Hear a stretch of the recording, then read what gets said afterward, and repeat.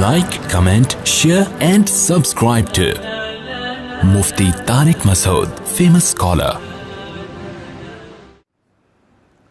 الحمدللہ نحمده ونصلي على رسوله الكريم اما بعد فاعوذ باللہ من الشیطان الرجیم بسم اللہ الرحمن الرحیم الحاقۃ ما الحاقۃ وما ادراک ما الحاقۃ كذبت ثمود وعاد بالقارعة فأما ثمود فأهلكوا بالطاغية. سورہ الحاقہ پہ درس شروع کیا ہے 2 ہفتوں سے.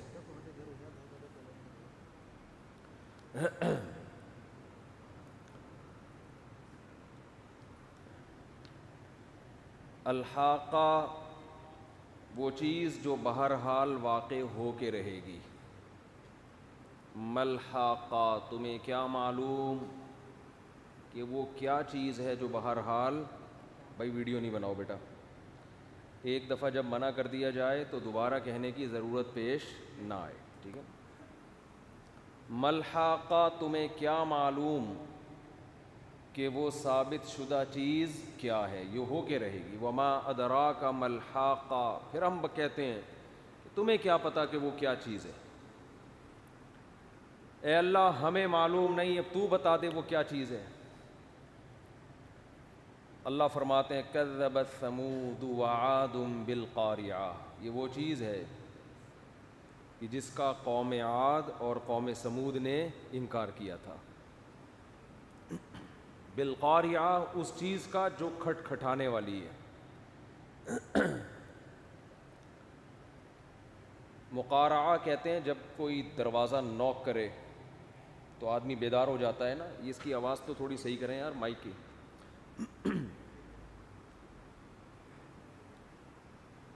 یہ انسانوں کو کھٹکھٹائے گی, بیدار کرے گی کہ تمہارا حساب و کتاب کا دن آ چکا ہے. تو یہ بیانات میں بات چل رہی تھی کہ یہ اتنی اہم خبر ہے کہ اس خبر میں اللہ نے آپ کے پاس اس خبر کو نہ ماننے کا آپشن نہیں رکھا. صحیح کریں آواز یار, ابھی صحیح نہیں ہوئی ہے. نہ ماننے کا آپشن نہیں ہے کہ آپ اس خبر کو مانیں یا نہ مانیں تو بھی ٹھیک ہے. نہ اللہ فرماتے ہیں یہ وہ خبر ہے جو ہم تمہیں دے رہے ہیں جو واقع ہو کے رہے گی کہ قوم عاد اور قوم سمود نے انکار کیا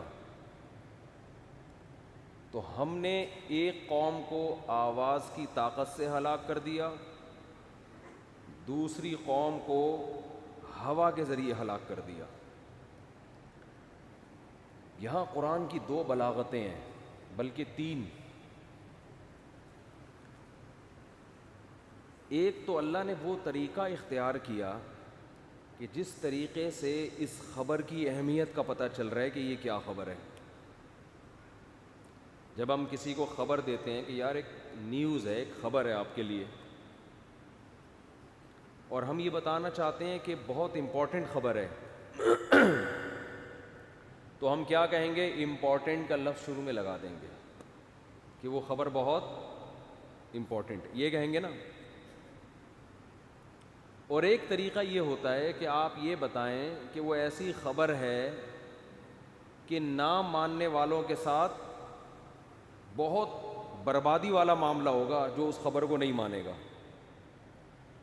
گورنمنٹ نے یہ اعلان کیا ہے کہ جو اس نیوز کو نہیں مانے گا اس کو مار دیا جائے گا, پھانسی ہے اس کی سزا. تو قرآن نے اس خبر کی اہمیت کو اس طرح سے بیان کیا کہ ایک ایسی خبر ہے کہ جس خبر کا انکار کر دیا تھا قوم عاد اور قوم سمود نے, ہم نے ایک کو آواز کی طاقت سے اور ایک کو ہوا کی طاقت سے ہلاک کر دیا. تو اس سے اس خبر کی اہمیت پتہ چلتی ہے. اور میں نے اس پر تفصیلی بیان کیا تھا. بھائی یہ کیا ایکو کیوں ہو رہا ہے, یہ کیا مذاق ہے یار, دماغ آواز گونج کیوں رہی ہے, اس کو ایکو کو تو ختم کریں نا. ہم کوئی یہاں نظمیں تھوڑی پڑھ رہے ہیں. ابھی تک مائک کا مسئلہ سیٹ نہیں ہوا ہے, ابھی تک آواز مجھے ڈبل آواز آ رہی ہے گونج کے. ایک بندہ یہاں مائک کے لیے رکھیں, اس کو میں تنخواہ اپنی جیب سے دوں گا, ٹھیک ہے, وہ ذمہ دار ہوگا. اصل میں جب تک کوئی کام مسلط نہ ہو نا تنخواہ کے ساتھ, یہ کام دنیا میں ہوتا نہیں ہے. ہمارے یہاں فری پھوکٹ کے چل رہے ہوتے ہیں کھاتے, فری پھوکٹ کے کھاتے ہوں گے, اس میں یہی ہوگا. 7ویں صدی ہجری تک نا علماء کرام کا فتویٰ یہ تھا کہ اذان اور امامت پہ تنخواہ لینا جائز نہیں ہے. فقہ حنفی میں یہی فتویٰ چلتا رہا ہے. امام شافعی کے ہاں یہ اجازت تھی کہ آپ امامت کی تنخواہ بھی لے سکتے ہیں اور اذان کی, بولو نا یار, تنخواہ بھی لے سکتے ہیں. لیکن فقہ حنفی میں تھا کہ امامت, اذان, قرآن کی تدریس, مذہب کی تدریس, اس پہ تنخواہ لینا جائز نہیں ہے. ابھی بھی آواز صحیح نہیں ہو رہی, فری پھوکٹ میں ہے نا. علماء نے جب دیکھا کہ لوگوں کے حالات بدل رہے ہیں, وہ دین کا جذبہ نہیں رہا لوگوں میں, تو فقہ حنفی ہی کے علماء نے یہاں امام ابو حنیفہ کے قول کو چھوڑا اور یہ فتویٰ دیا کہ اگر اب امام اور مؤذن کی تنخواہیں متعین نہ کی گئیں تو وہ جذبہ جو اسلاف میں صحابہ میں تھا نا کہ فری میں اپنے آپ کو وقف کر دینا امامت کے لیے, 8-10 مسجدوں میں تو ہوگا, اس کے علاوہ مسجدیں امامت سے خالی. تو دین کو بچانے کے لیے فتویٰ دیا کہ بھائی امام کی بھی تنخواہ ہو, مؤذن کی بھی تنخواہ ہو, مدرسے میں پڑھانے والے استاذ کی بھی تنخواہ ہو. تو یہ ادارے چلتے رہیں گے ورنہ برباد ہو جائیں گے. اور بھی بڑا اچھا فتویٰ دیا, اس کی وجہ سے الحمدللہ مسجدیں محفوظ, کیونکہ اب امام کی تنخواہ ہے تو وہ پابند ہے. تنخواہ نہ ہوتی تو 2-4 تو پابندی کرتے, اس کے بعد سب کہتے ہیں یار ہمارا پیٹ ہے, ہمارے بیوی بچے ہیں, ہم کے ہدیوں پہ پلیں گے کیا, وہ جا کے کمانا شروع کر دیتے. تو یہ میں کامیابی کا ایک اصول آپ کو بتا رہا ہوں, یہ سمجھیں, یہ کوئی صرف خبریں نہیں دے رہا آپ کو میں. ہمارے یہاں مسئلہ یہ ہے کہ ہم پیسے خرچ کرتے ہوئے جان نکلتی ہے ہماری ہر کام میں نا, فری پھوکٹ میں. وہ دیکھو آواز ہی نہیں آ رہی, ان کو آواز نہیں آ رہی ہے, اب صحیح ہو گئی. تو ہم نا ہر کام میں چاہتے ہیں کہ پیسے بچائیں اور فری میں کام ہو, اس کا پھر یہی حشر ہوتا ہے. جب دین کا کام نہیں ہو رہا, امامت, مؤذن, ائمہ حرمین کی بھی تنخواہیں ہیں, پوری دنیا میں اب امام کا وظیفہ ہوتا ہے, پھر آپ اس کو فورس کر سکتے ہیں, بھائی آپ وظیفہ لے رہے ہو, آپ ٹائم پہ نماز کیوں نہیں پڑھا رہے. مؤذن کو آپ فورس کر سکتے ہو کہ بھائی وظیفہ لے رہے ہو, آپ ٹائم پہ اذان کیوں نہیں دے رہے. اگر وہ وظیفہ نہیں لے گا, اذان نہیں دے رہا, آپ کو بھائی اذان کیوں نہیں دے رہے ہو, کہے میں کیا تمہارا کھاتا ہوں جو مجھ سے پوچھ رہے ہو. غریبی میں چل رہی ہوگی, مؤذن کا جس دن موڈ ہوا ثواب کا اذان دے دے گا, موڈ نہیں ہوا تو کہے گا میں تو تمہارا باپ کا غلام تھوڑی ہوں. تو جو علماء حالات کو جانتے تھے انہوں نے کیا فتویٰ دیا کہ بھائی اب نہیں چل سکتا یہ معاملہ, اسلام کو بچانا ضروری ہے. تو اسلام کے بعض احکام ایسے ہیں تو تغیر زمان سے تبدیل ہو جاتے ہیں. تو یہاں بھی ایک خوب اچھی طرح مسئلہ یاد رکھیں, میری شروع سے عادت رہی ہے, شروع سے ہمیشہ سے, فری پھوکٹ میں کوئی کام کسی سے نہیں لینا. جو خود سے کر رہا ہے تو ٹھیک ہے, نہیں تو جب ہم رکھیں گے تو پیسے دے کے رکھیں گے, ورنہ نہیں, یا ورنہ پھر رکھو ہی نہیں, پھر ایسے ہی چلو. تو ہمارے جتنے ادارے ہیں, چاہے وہ مسجدیں ہوں, چاہے وہ مدرسے ہوں, چاہے وہ اسکول ہوں, یہ لوگ چاہتے ہیں کہ پیسہ نہ لگے, کام میں ایکوریسی پیدا ہو جائے. ایسا نہیں ہوتا, سمجھتے ہو. تو روکڑا خرچ کرو بھائی.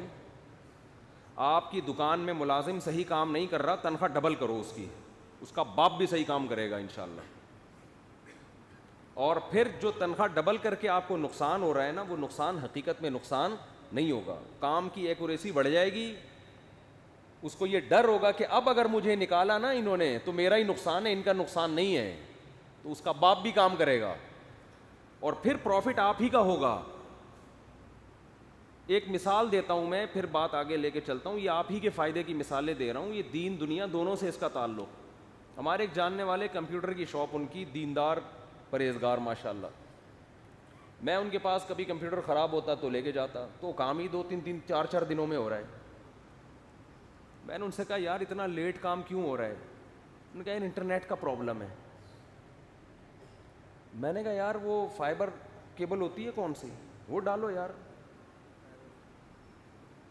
پیکج بہت خاندانی, سب سے مہنگا والا پیکج لے لو, ٹھک ٹھک ٹھک کر کے کام ہو. نہیں جی وہ تو بہت مہنگا ہے. تو اتنی سینس نہیں ہے کہ کسٹمر جو میں کٹ گیا پھر میں نہیں اب وہاں جاتا, جو دو دن کا کام ہے وہ 6 دنوں میں ہو رہا ہے تو ہم تھوڑی جائیں گے وہاں پہ. تو یہ سبھی کا ایک قوم کا اجتماعی مسئلہ ہے. ابے بھائی تو یہاں پیسہ بچا رہا ہے, یہ نہیں دیکھ رہا کہ اس کی وجہ سے کسٹمر تمہارے کتنے کٹ رہے ہیں. یہ پیسہ تم قرضہ لے کے بھی خرچ کر دو نا. جب ٹھک ٹھک ٹھک لوگوں کا کام ہوگا تو آپ دیکھو لائن لگے گی, رش لگے گا, وہ وہاں سے ریکوری ہو جائے گی. مگر نہیں جی, بس ہماری قوم کا ایک اجتماعی المیہ ہے کہ اوپر کی کھوپڑی استعمال نہیں کرنی. ایک صاحب مجھے کہنے لگے میں جب سفر پہ جاتا ہوں میری بیگم کو بڑا غصہ آتا ہے اور اس کی وجہ سے میرے تجارتی سفر بھی اب خراب ہو رہے ہیں, بزنس کے لیے سفر کرنا مشکل ہو گیا ہے. بیگم کہتی ہے ہر دوسرے دن سفر پہ چلے جاتے ہو, ٹائم نہیں دے رہے, یہ نہیں اور وہ نہیں, اور اس کی وجہ سے اب میں ذرا سفر میں نے کم کر دیے, گھر کے ماحول خراب ہو رہا تھا. میں نے کہا بھائی جان بزنس کرنا میں انویسٹمنٹ پیسہ لگتا ہے, تو صرف اس کاروبار میں نہیں لگتا, اس کے جتنے بھی لوازمات ہیں نا سب میں لگتا ہے. میں نے کہا جب سفر پہ جاؤ, بیگم ظاہر ہے ٹائم کی قربانی دے رہی ہے, کچھ روکڑا اس کے ہاتھ میں رکھ کے جاؤ, سمجھ رہے ہو. میں نے کہا جب بھی سفر ہو رہا ہے 10,000 پکڑا دو اس کو. بیگم لاہور جا رہا ہوں ایک ہفتے کے لیے, جو بھی جس کی آمدن ہے جو اس حساب سے, کوئی 5,000 کوئی 1,000 کوئی 500 میں بھی, وہ تو جو فیملی جس طرح کا ان کا معیار ہو. میں نے کہا پیسے پکڑاؤ اور جاؤ. میں نے کہا اگلی دفعہ بولے کہ 20,000 دے دو, 2 ہفتے کے لیے چلے جاؤ. وہ کہہ رہی خرچہ تو میرا اتنا ہی ہے جتنا پہلے تھا, ان کے بزنس کا میری ذات کو تو کوئی فائدہ ہو نہیں رہا, اور بزنس میں ٹائم ان کا صبح شام لگ رہا ہے. تو میں نے کہا یہ بھی بزنس میں انویسٹمنٹ سمجھو کہ یار بیوی بچوں کو میں زیادہ ٹائم نہیں دے پا رہا, تو ٹائم کے بدلے میں ان کو کیا دوں گا, پیسہ. خرچ کرنا سیکھو بھائی, اس میں سخاوت کا ثواب ملتا ہے اس میں, اور خرچ کرتا ہوا آدمی اچھا کتنا لگتا ہے. کنجوس کے تو چہرے پہ نحوست ہوتی ہے, کنجوس کے تو چہرے پہ سالے کے نہ ہو, ایسے خرچ کیا کرو, یہ لو پیسے, یہ لو جا یار ایش کر, دیکھو اللہ کتنا پیسہ دے گا. ملازمین کو بھی کھلایا کرو پلایا کرو. ادھر بھی ایسا نچوڑتے ہیں یار, ایسا نچوڑتے ہیں اس کو, جو ہم دیکھ رہے ہیں اتنی تھوڑی تھوڑی بعض ملازمین کی مزدوروں کی تنخواہ ہے, وہ صرف مجبوری میں ٹکا ہوا ہے کہ یار سارا دن مجھے ان کے ساتھ مزدوری کرنی پڑتی ہے, محنت کرنی پڑتی ہے, اتنا مل رہا ہے, تو وہ کوئی خوشی سے نہیں ہے آپ کے ساتھ. اور آپ اتنا کما رہے ہو یار, اتنا کما رہے ہو, کھولو ہاتھ اپنا یار. وہی بات ہے, دنیا کو جب تک مسافر خانہ نہیں سمجھے گا, کنجوس کا کنجوس ہی رہے گا, جمع ہی کرتا رہے گا کم بخت. اور ہوتا ان کے پاس پیسہ ہے نہیں, پیسے کی تو نیچر ہے, جیسے پانی کی نیچر ہے ہمیشہ بلندی سے پستی کی طرف آئے گا, پیسے کی نیچر ہے خرچ کرو گے تو آئے گا, یہ نیچر ہے پیسے کی. تو اللہ نے بنائی اس کی یہ فطرت ہے, ایسا نہیں کہ تمباکو گٹکے میں اڑانا شروع کر دو. تو یہاں بھی وہ کدھر گئے, اب مائک کے لیے نا بندہ رکھیں, تنخواہ میں دوں گا, اس کے بعد یہ مائک خراب ہوا نا تو میں اس کو بولوں گا تو 1 مہینے کی تنخواہ مجھے واپس دے جو میں نے تجھے دی ہے, ہاں دے واپس, دیکھتا ہوں دے. اس کا باپ بھی کرے گا, کیونکہ پیسوں کے جب ہوتا ہے تو ابھی فری ثواب ہے نا, ابھی تو یوں کر دو ثواب مل رہے ہیں, یوں کہ ہو گیا صحیح ہو گیا, چلو ثواب مل گیا ہم جا رہے ہیں. اگلی دفعہ کوئی اور ثواب لے گا, وہ آ کے یوں الٹا کر دے گا مائک کو, کہے گا ان کو زیادہ ثواب کیوں ملا, تھوڑا کم ملنا چاہیے. ثواب پہ کام ایسے چل رہے ہوتے ہیں. دوسرا آئے گا تھوڑا اور گھما دے گا, تھوڑا جنت الفردوس میں جانا ہے میں نے, ایکو بھی ڈالو اس میں, ایکو بھی ڈالو اس میں, جنت الفردوس کے لیے وہ زیادہ گھما دے گا اس کو. تو فری پھوکٹ میں کام نہ کیا کرو, خرچہ کیا کرو جتنی اللہ نے گنجائش دی ہے. نہیں دی ہے تو پھر الٹے پلٹے کام ہوں گے, پھر صبر کرو, پھر وہ آخرت میں اللہ غریب آدمی کو اللہ آخرت میں نواز دے گا, ٹھیک ہے نا. پھر صبر کرو, لیکن پھر یہ توقع نہ رکھو کہ کام صحیح ہوں گے. آپ کام پیسوں سے ہی ٹھیک ہوتے ہیں, فری پھوکٹ میں ٹھیک نہیں ہوتے. ہاں یہ خوب سمجھ لو. اب غریب آدمی کیا کرے, وہ صبر کرے, یہ سوچے دنیا مسافر خانہ ہے, کھانے کو مل رہا ہے نا 2 ٹائم کی روٹی, بیان کرنا کوئی ضروری نہیں ہے, مائک کا ٹھیک ہونا اسلام میں کوئی ضروری نہیں ہے. تو صبر کرو, مر جاؤ, آخرت میں اللہ نوازے گا. غریبوں کو اس طرح سے میں تسلی دیتا ہوں. تو بات یہ چل رہی تھی کہ اللہ نے قرآن مجید میں کیا فرمایا, الحاقۃ ما الحاقہ وما ادراک ما الحاقہ. تو ایک بلاغت کیا ہے کہ اللہ نے بتا دیا کہ یہ خبر بہت امپورٹنٹ ہے. اس کی وجہ بھی میں نے بتا دی تھی کہ کیوں امپورٹنٹ ہے. دنیا میں آپ کسی بھی خبر کا انکار کر دیں, اس سے آپ کی پریکٹیکل لائف کا کوئی تعلق نہیں ہے. لیکن اگر آپ قیامت کا انکار کر دیتے ہو تو آپ میں اور جانوروں میں کوئی فرق نہیں رہتا. جب آپ کو یہ احساس ہی نہیں ہے کہ میں نے خدا کے سامنے جواب دینا ہے. تو دو چیزیں ہیں جو انسان کو برائی سے بچاتی ہیں, دو چیزیں, بلکہ برائی سے ہلکا لفظ استعمال کرتا ہوں, نافرمانی سے. یا تو آپ کسی کو فالو کرتے ہیں اس کی محبت میں, یا آپ کسی کی اطاعت کرتے ہیں اس کے خوف میں. ان کے علاوہ کوئی تیسرا جذبہ نہیں ہے جو آپ کو کسی کا فرما بردار بنائے. سمجھ رہے ہو؟ مثال کے طور پر آپ صبح اٹھ کے آفس جاتے ہیں, باس نے کہا نا کہ آ جاؤ آفس, باس کی بات آپ کیوں مان رہے ہیں؟ اس سے محبت ہے آپ کو, میرا باس ہے, اتنی خوبصورت آنکھیں, اتنی بڑی بڑی پلکیں, میرے باس کی, ایسا ہینڈسم اسمارٹ, اس لیے جا رہے ہوتے ہیں. بھائی خوف ہے یار, اگر نہیں گیا نکال دے گا جاب سے, کھانے کے لالے پڑ جائیں گے, اچھی بھلی سیلری مل رہی ہے, خاندان میں عزت ہو رہی ہے. میں نے جمعے کے بیان میں کہا تھا نا, بعض دمادوں کی سسرال میں 2 ٹکے کی عزت نہیں ہوتی. بعض دامادوں کی سسرال میں 2 ٹکے کی عزت نہیں ہوتی. تو وہ کبھی نہیں چاہیں گے کہ میں اگر میٹرک پاس ہوں تو اس گھر میں دوسرا داماد کوئی ڈاکٹر یا انجینئر آ جائے. کیا خیال ہے؟ وہ کبھی نہیں, اکثر وہ نہیں چاہتے, وہ چاہتے ہم سے کمتر آئے. تو وہ کیوں نہیں چاہتے کہ ہم سے اچھا آئے؟ ان کو پتہ ہے ابھی 2 ٹکے کے ہیں, وہ آ گیا تو آدھے ٹکے کے رہ جائیں گے ہم. آپ کے ٹکے اور زیادہ کم ہو جائیں گے. تو انسان چاہتا ہے میں ابھی 2 ٹکے کا ہوں, تو اگر میں میٹرک ہوں تو 8ویں پاس آئے تو میں 2 سے 2.5 ٹکے تک تو پہنچوں نا کم از کم. سمجھ رہے ہیں؟ تو بات کیا چل رہی تھی, یہ کہ ٹکے کہاں سے آ گئے؟ ہاں, میں یہ کر رہا تھا کہ آپ جو جاتے ہیں, آپ کو تنخواہ مل رہی ہے, اس کی وجہ سے سسرال میں کم از کم 2 ٹکے کے تو ہے نا. اصل میں یہ کہنا چاہ رہا تھا, بھئی تنخواہ ہے آپ کی اتنی کہ سسرال میں آپ کو 2 ٹکے کا کم از کم سمجھا جاتا ہے. اگر یہ بھی گئی تو 2 ٹکے کے بھی آپ سسرال میں نہیں رہیں گے. تانا پڑے گا, پھر کھلاتا ہم بیٹی کو پال رہے ہیں, یہ ایک دھیلا نہیں دیتا. تو یہ خوف کہ سسرال میں آپ کے ٹکے کم نہ ہو جائیں, یہ خوف آپ کو صبح صبح دفتر پہنچنے پر مجبور. سسرال میں بھی, گھر میں بھی آدمی 2 سے 3 ٹکے کا اس وقت ہوگا جب تنخواہ آپ کی بڑھ جائے. تنخواہ کم ہو جائے تو گھر میں بھی عزت نہیں ہے انسان.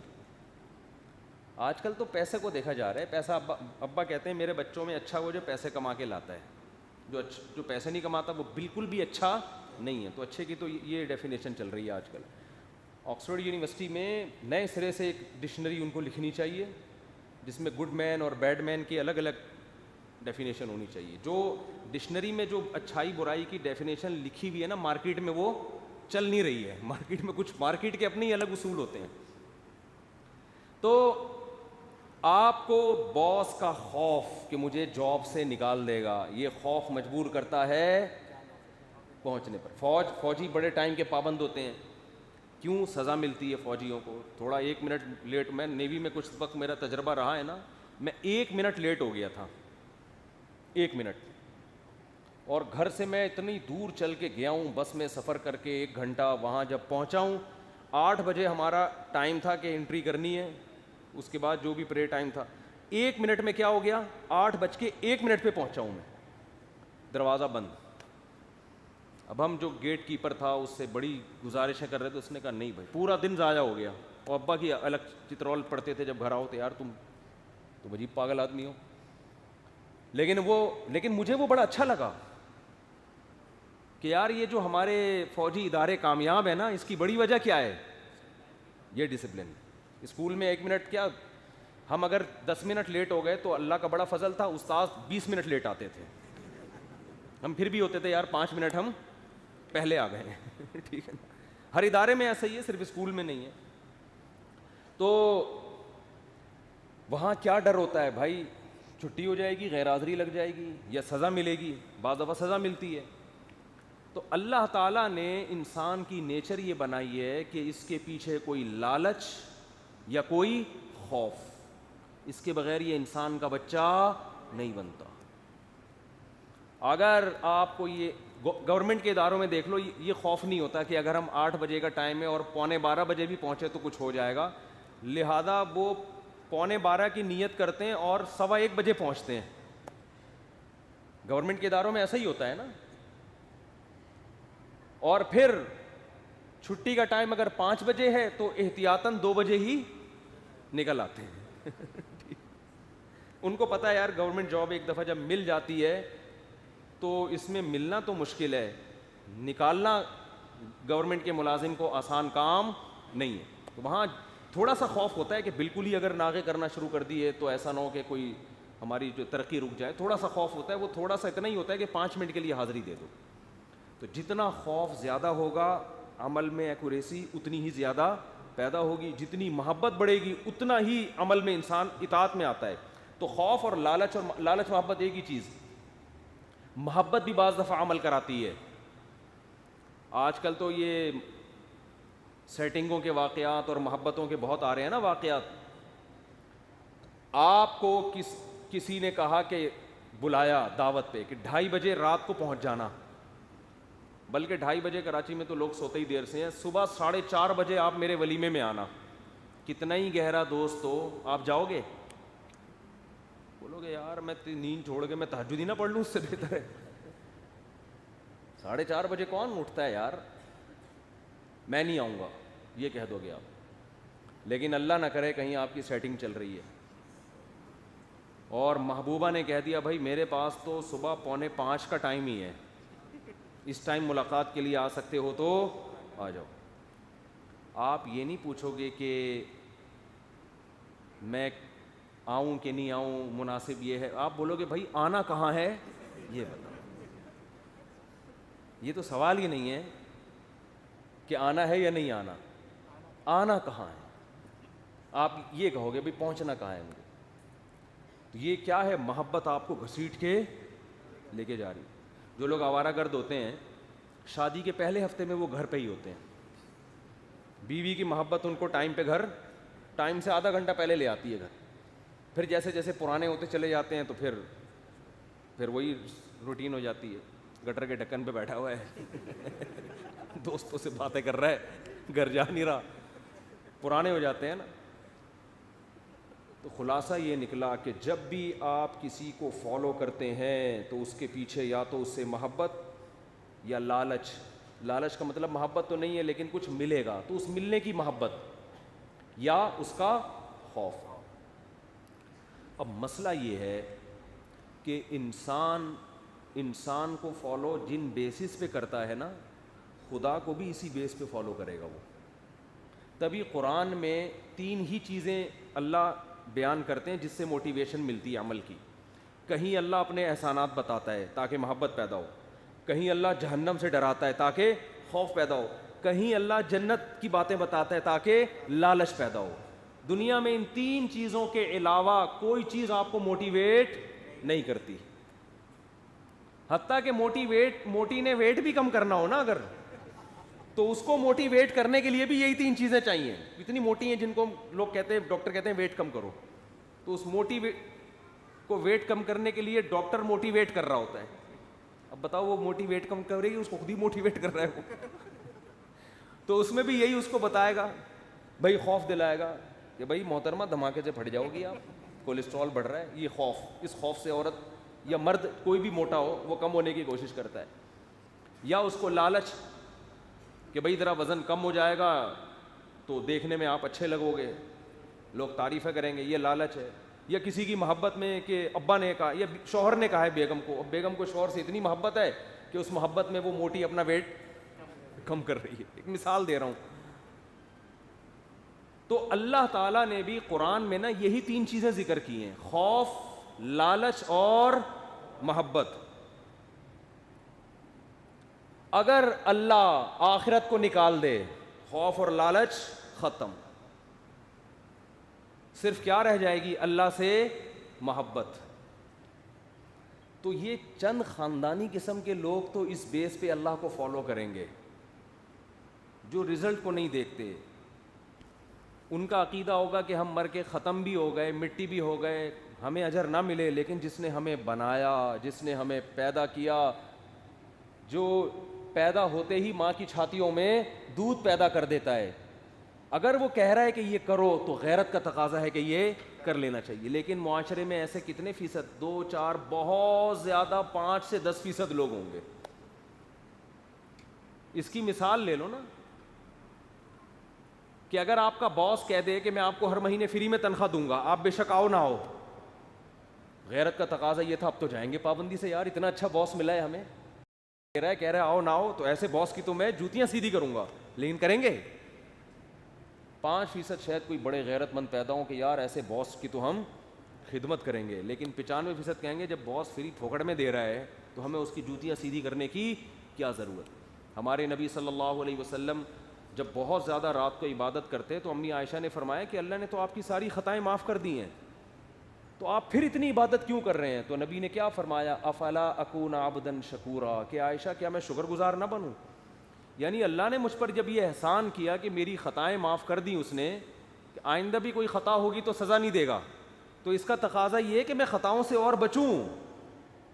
پھر تو نافرمانی کرنا بہت غیرت کے خلاف ہے، اس رب کی نافرمانی جو سب کچھ معاف کر چکا ہے. تو اس چیز نے نبی صلی اللہ علیہ وسلم کو موٹیویٹ کیا، جذبہ پیدا کیا کہ اور زیادہ عبادت کرنی ہے، اور زیادہ خطاؤں سے بچنا ہے.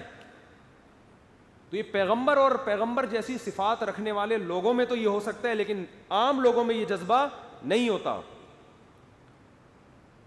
تو اللہ تعالیٰ نے جہنم کا خوف بھی دلایا اور جنت کی لالچ بھی، اور یہ جنت اور جہنم ہمیں دنیا میں نہیں ملتی، یہ مرنے کے بعد ہی ہے، دنیا میں تو ہے نہیں یہ. تو اب اگر اس جنت اور جہنم کا تصور آپ زندگی سے نکالیں گے تو آپ کی ڈکشنری سے اللہ ختم. لوگ ہوں گے آپ کی ڈکشنری میں، یونائٹڈ نیشن بھی ہوگی، امریکہ بھی ہوگا، پاکستان بھی ہوگا، جو جس ملک میں رہتا ہے. یعنی آپ کس چیز کو فالو کریں گے؟ یا تو آپ کلچر کو فالو کریں گے یا آپ یونائٹڈ نیشن کو فالو کریں گے کہ یار اقوام متحدہ ایک اتفاق سے بنی ہوئی جماعت ہے، اس کے لاز جو ہے نا وہ اگر جس چیز کو لیگل قرار دیں تو وہ صحیح ہے، جس چیز کو وہ انلیگل کہہ دیں وہ کیا ہے؟ غلط ہے. اس کو معیار بناؤ گے نا آپ، یا آپ اپنے کنٹری کے لاز کو فالو کرو گے. بعض لوگ کہتے ہیں نہیں بھائی ہم جس کنٹری میں رہتے ہیں تو اس کنٹری میں جو چیز لیگل ہے وہ ٹھیک ہے، جو انلیگل ہے وہ کیا ہے؟ وہ غلط ہے. یہ لبرل لوگوں کا اصول ہوتا ہے زندگی گزارنے کا. میں سمجھ میں آ رہی ہے بات کہ نہیں آ رہی ہے؟ اللہ کہاں جائے گا؟ اللہ آپ کی ڈکشنری سے ختم، کیونکہ وہ تو نہ دنیا میں انتقام لے رہا ہے نہ دنیا میں وہ بدلہ دے رہا ہے. اللہ نے تو کہا ہے یہ کب ملے گا؟ آخرت میں، قیامت آئے گی. دنیا میں تو نہیں ملتا. ہم تو دیکھ رہے ہیں دنیا میں تو طاقتور ترقی کر لیتا ہے اور کمزور جو انصاف پسند ہوتا ہے وہ تنزل کی طرف چلا جاتا ہے. یہ تو الٹے معاملات ہو رہے ہیں یہاں پہ. 2 نمبر آدمی کیسا کاروبار کیسا کرتا ہے؟ 2 نمبر آدمی جھوٹ بول بول کے کہاں سے کہاں پہنچ جاتا ہے. 1 نمبر بیٹھا ہوا وہ وظیفے پڑھ رہا ہوتا ہے وہاں بیٹھ کے. تو یا تو آپ یونائٹڈ نیشن کو فالو کرو گے یا آپ فالو کرو گے اپنے کلچر کو. یہ تمام چیزیں چاہے یونائٹڈ نیشن ہو یا آپ کا کلچر ہو یا آپ کا کنٹری ہو، کنٹری بذات خود نہ اس کے 2 ہاتھ ہوتے ہیں نہ 2 پاؤں ہوتے ہیں. وہ ان لوگوں کے ہاتھ میں گروی رکھا ہوا ہوتا ہے جو لوگ اس کنٹری کے حاکم ہوتے ہیں. وہ ہوتے ہیں انسان ہی آپ جیسے. تو جو کنٹری کے قوانین کو فالو کر رہا ہے وہ اصل میں کنٹری کو نہیں، کنٹری جس کے ہاتھ میں ہے نا، جن حکمرانوں کے ہاتھ میں، ان حکمرانوں کو جو اسی جیسے انسان ہے ان کو فالو کر رہا ہے.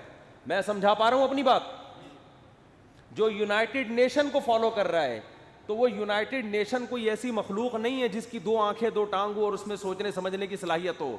بڑے بڑے ملکوں کی ایک تنظیم ہے، وہ سارے وہی لوگ ہیں جن کے ہاتھ میں حکومتوں کی باغ ڈور ہے.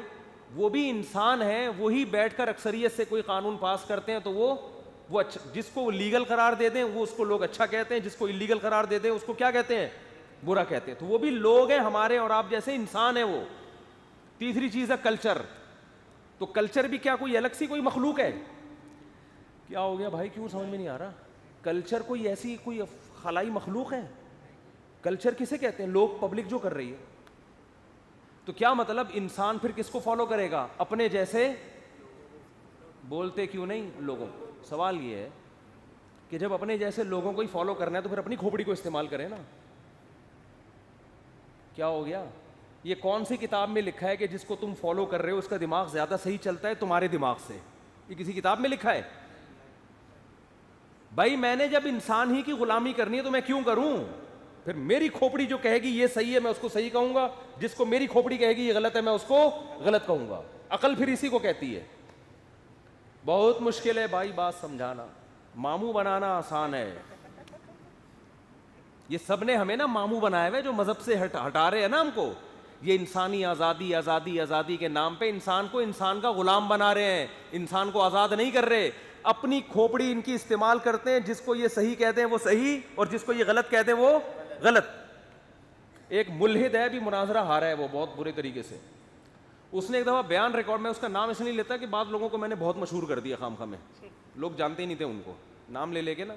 اب وہ چاہتے بھی یہ تھے کہ میری تصویریں لگا لگا کے، اس ملحد کا تو نہیں پتا کہ یہ مشہور ہونے کے لیے میرا نام لے رہا تھا، ہو سکتا ہے ویسے ہی لے رہا ہوں، لیکن 2-3 افراد ایسے ہیں کہ جو خامخواہ میں نہ میرا بیان میں کوئی تذکرہ ہوگا نہ کوئی سر پاؤں، وہ میری تصویر لگا کے بیان داغ دیا میرے خلاف، اور پھر میں اس پہ وضاحتی بیان دے رہا ہوں، ان کے ویور تو وہ بڑے خوش ہوتے ہیں کہ یہ میرے خلاف کوئی بیان دے اور میں رد کروں اور میں مشہور ہو جاؤں۔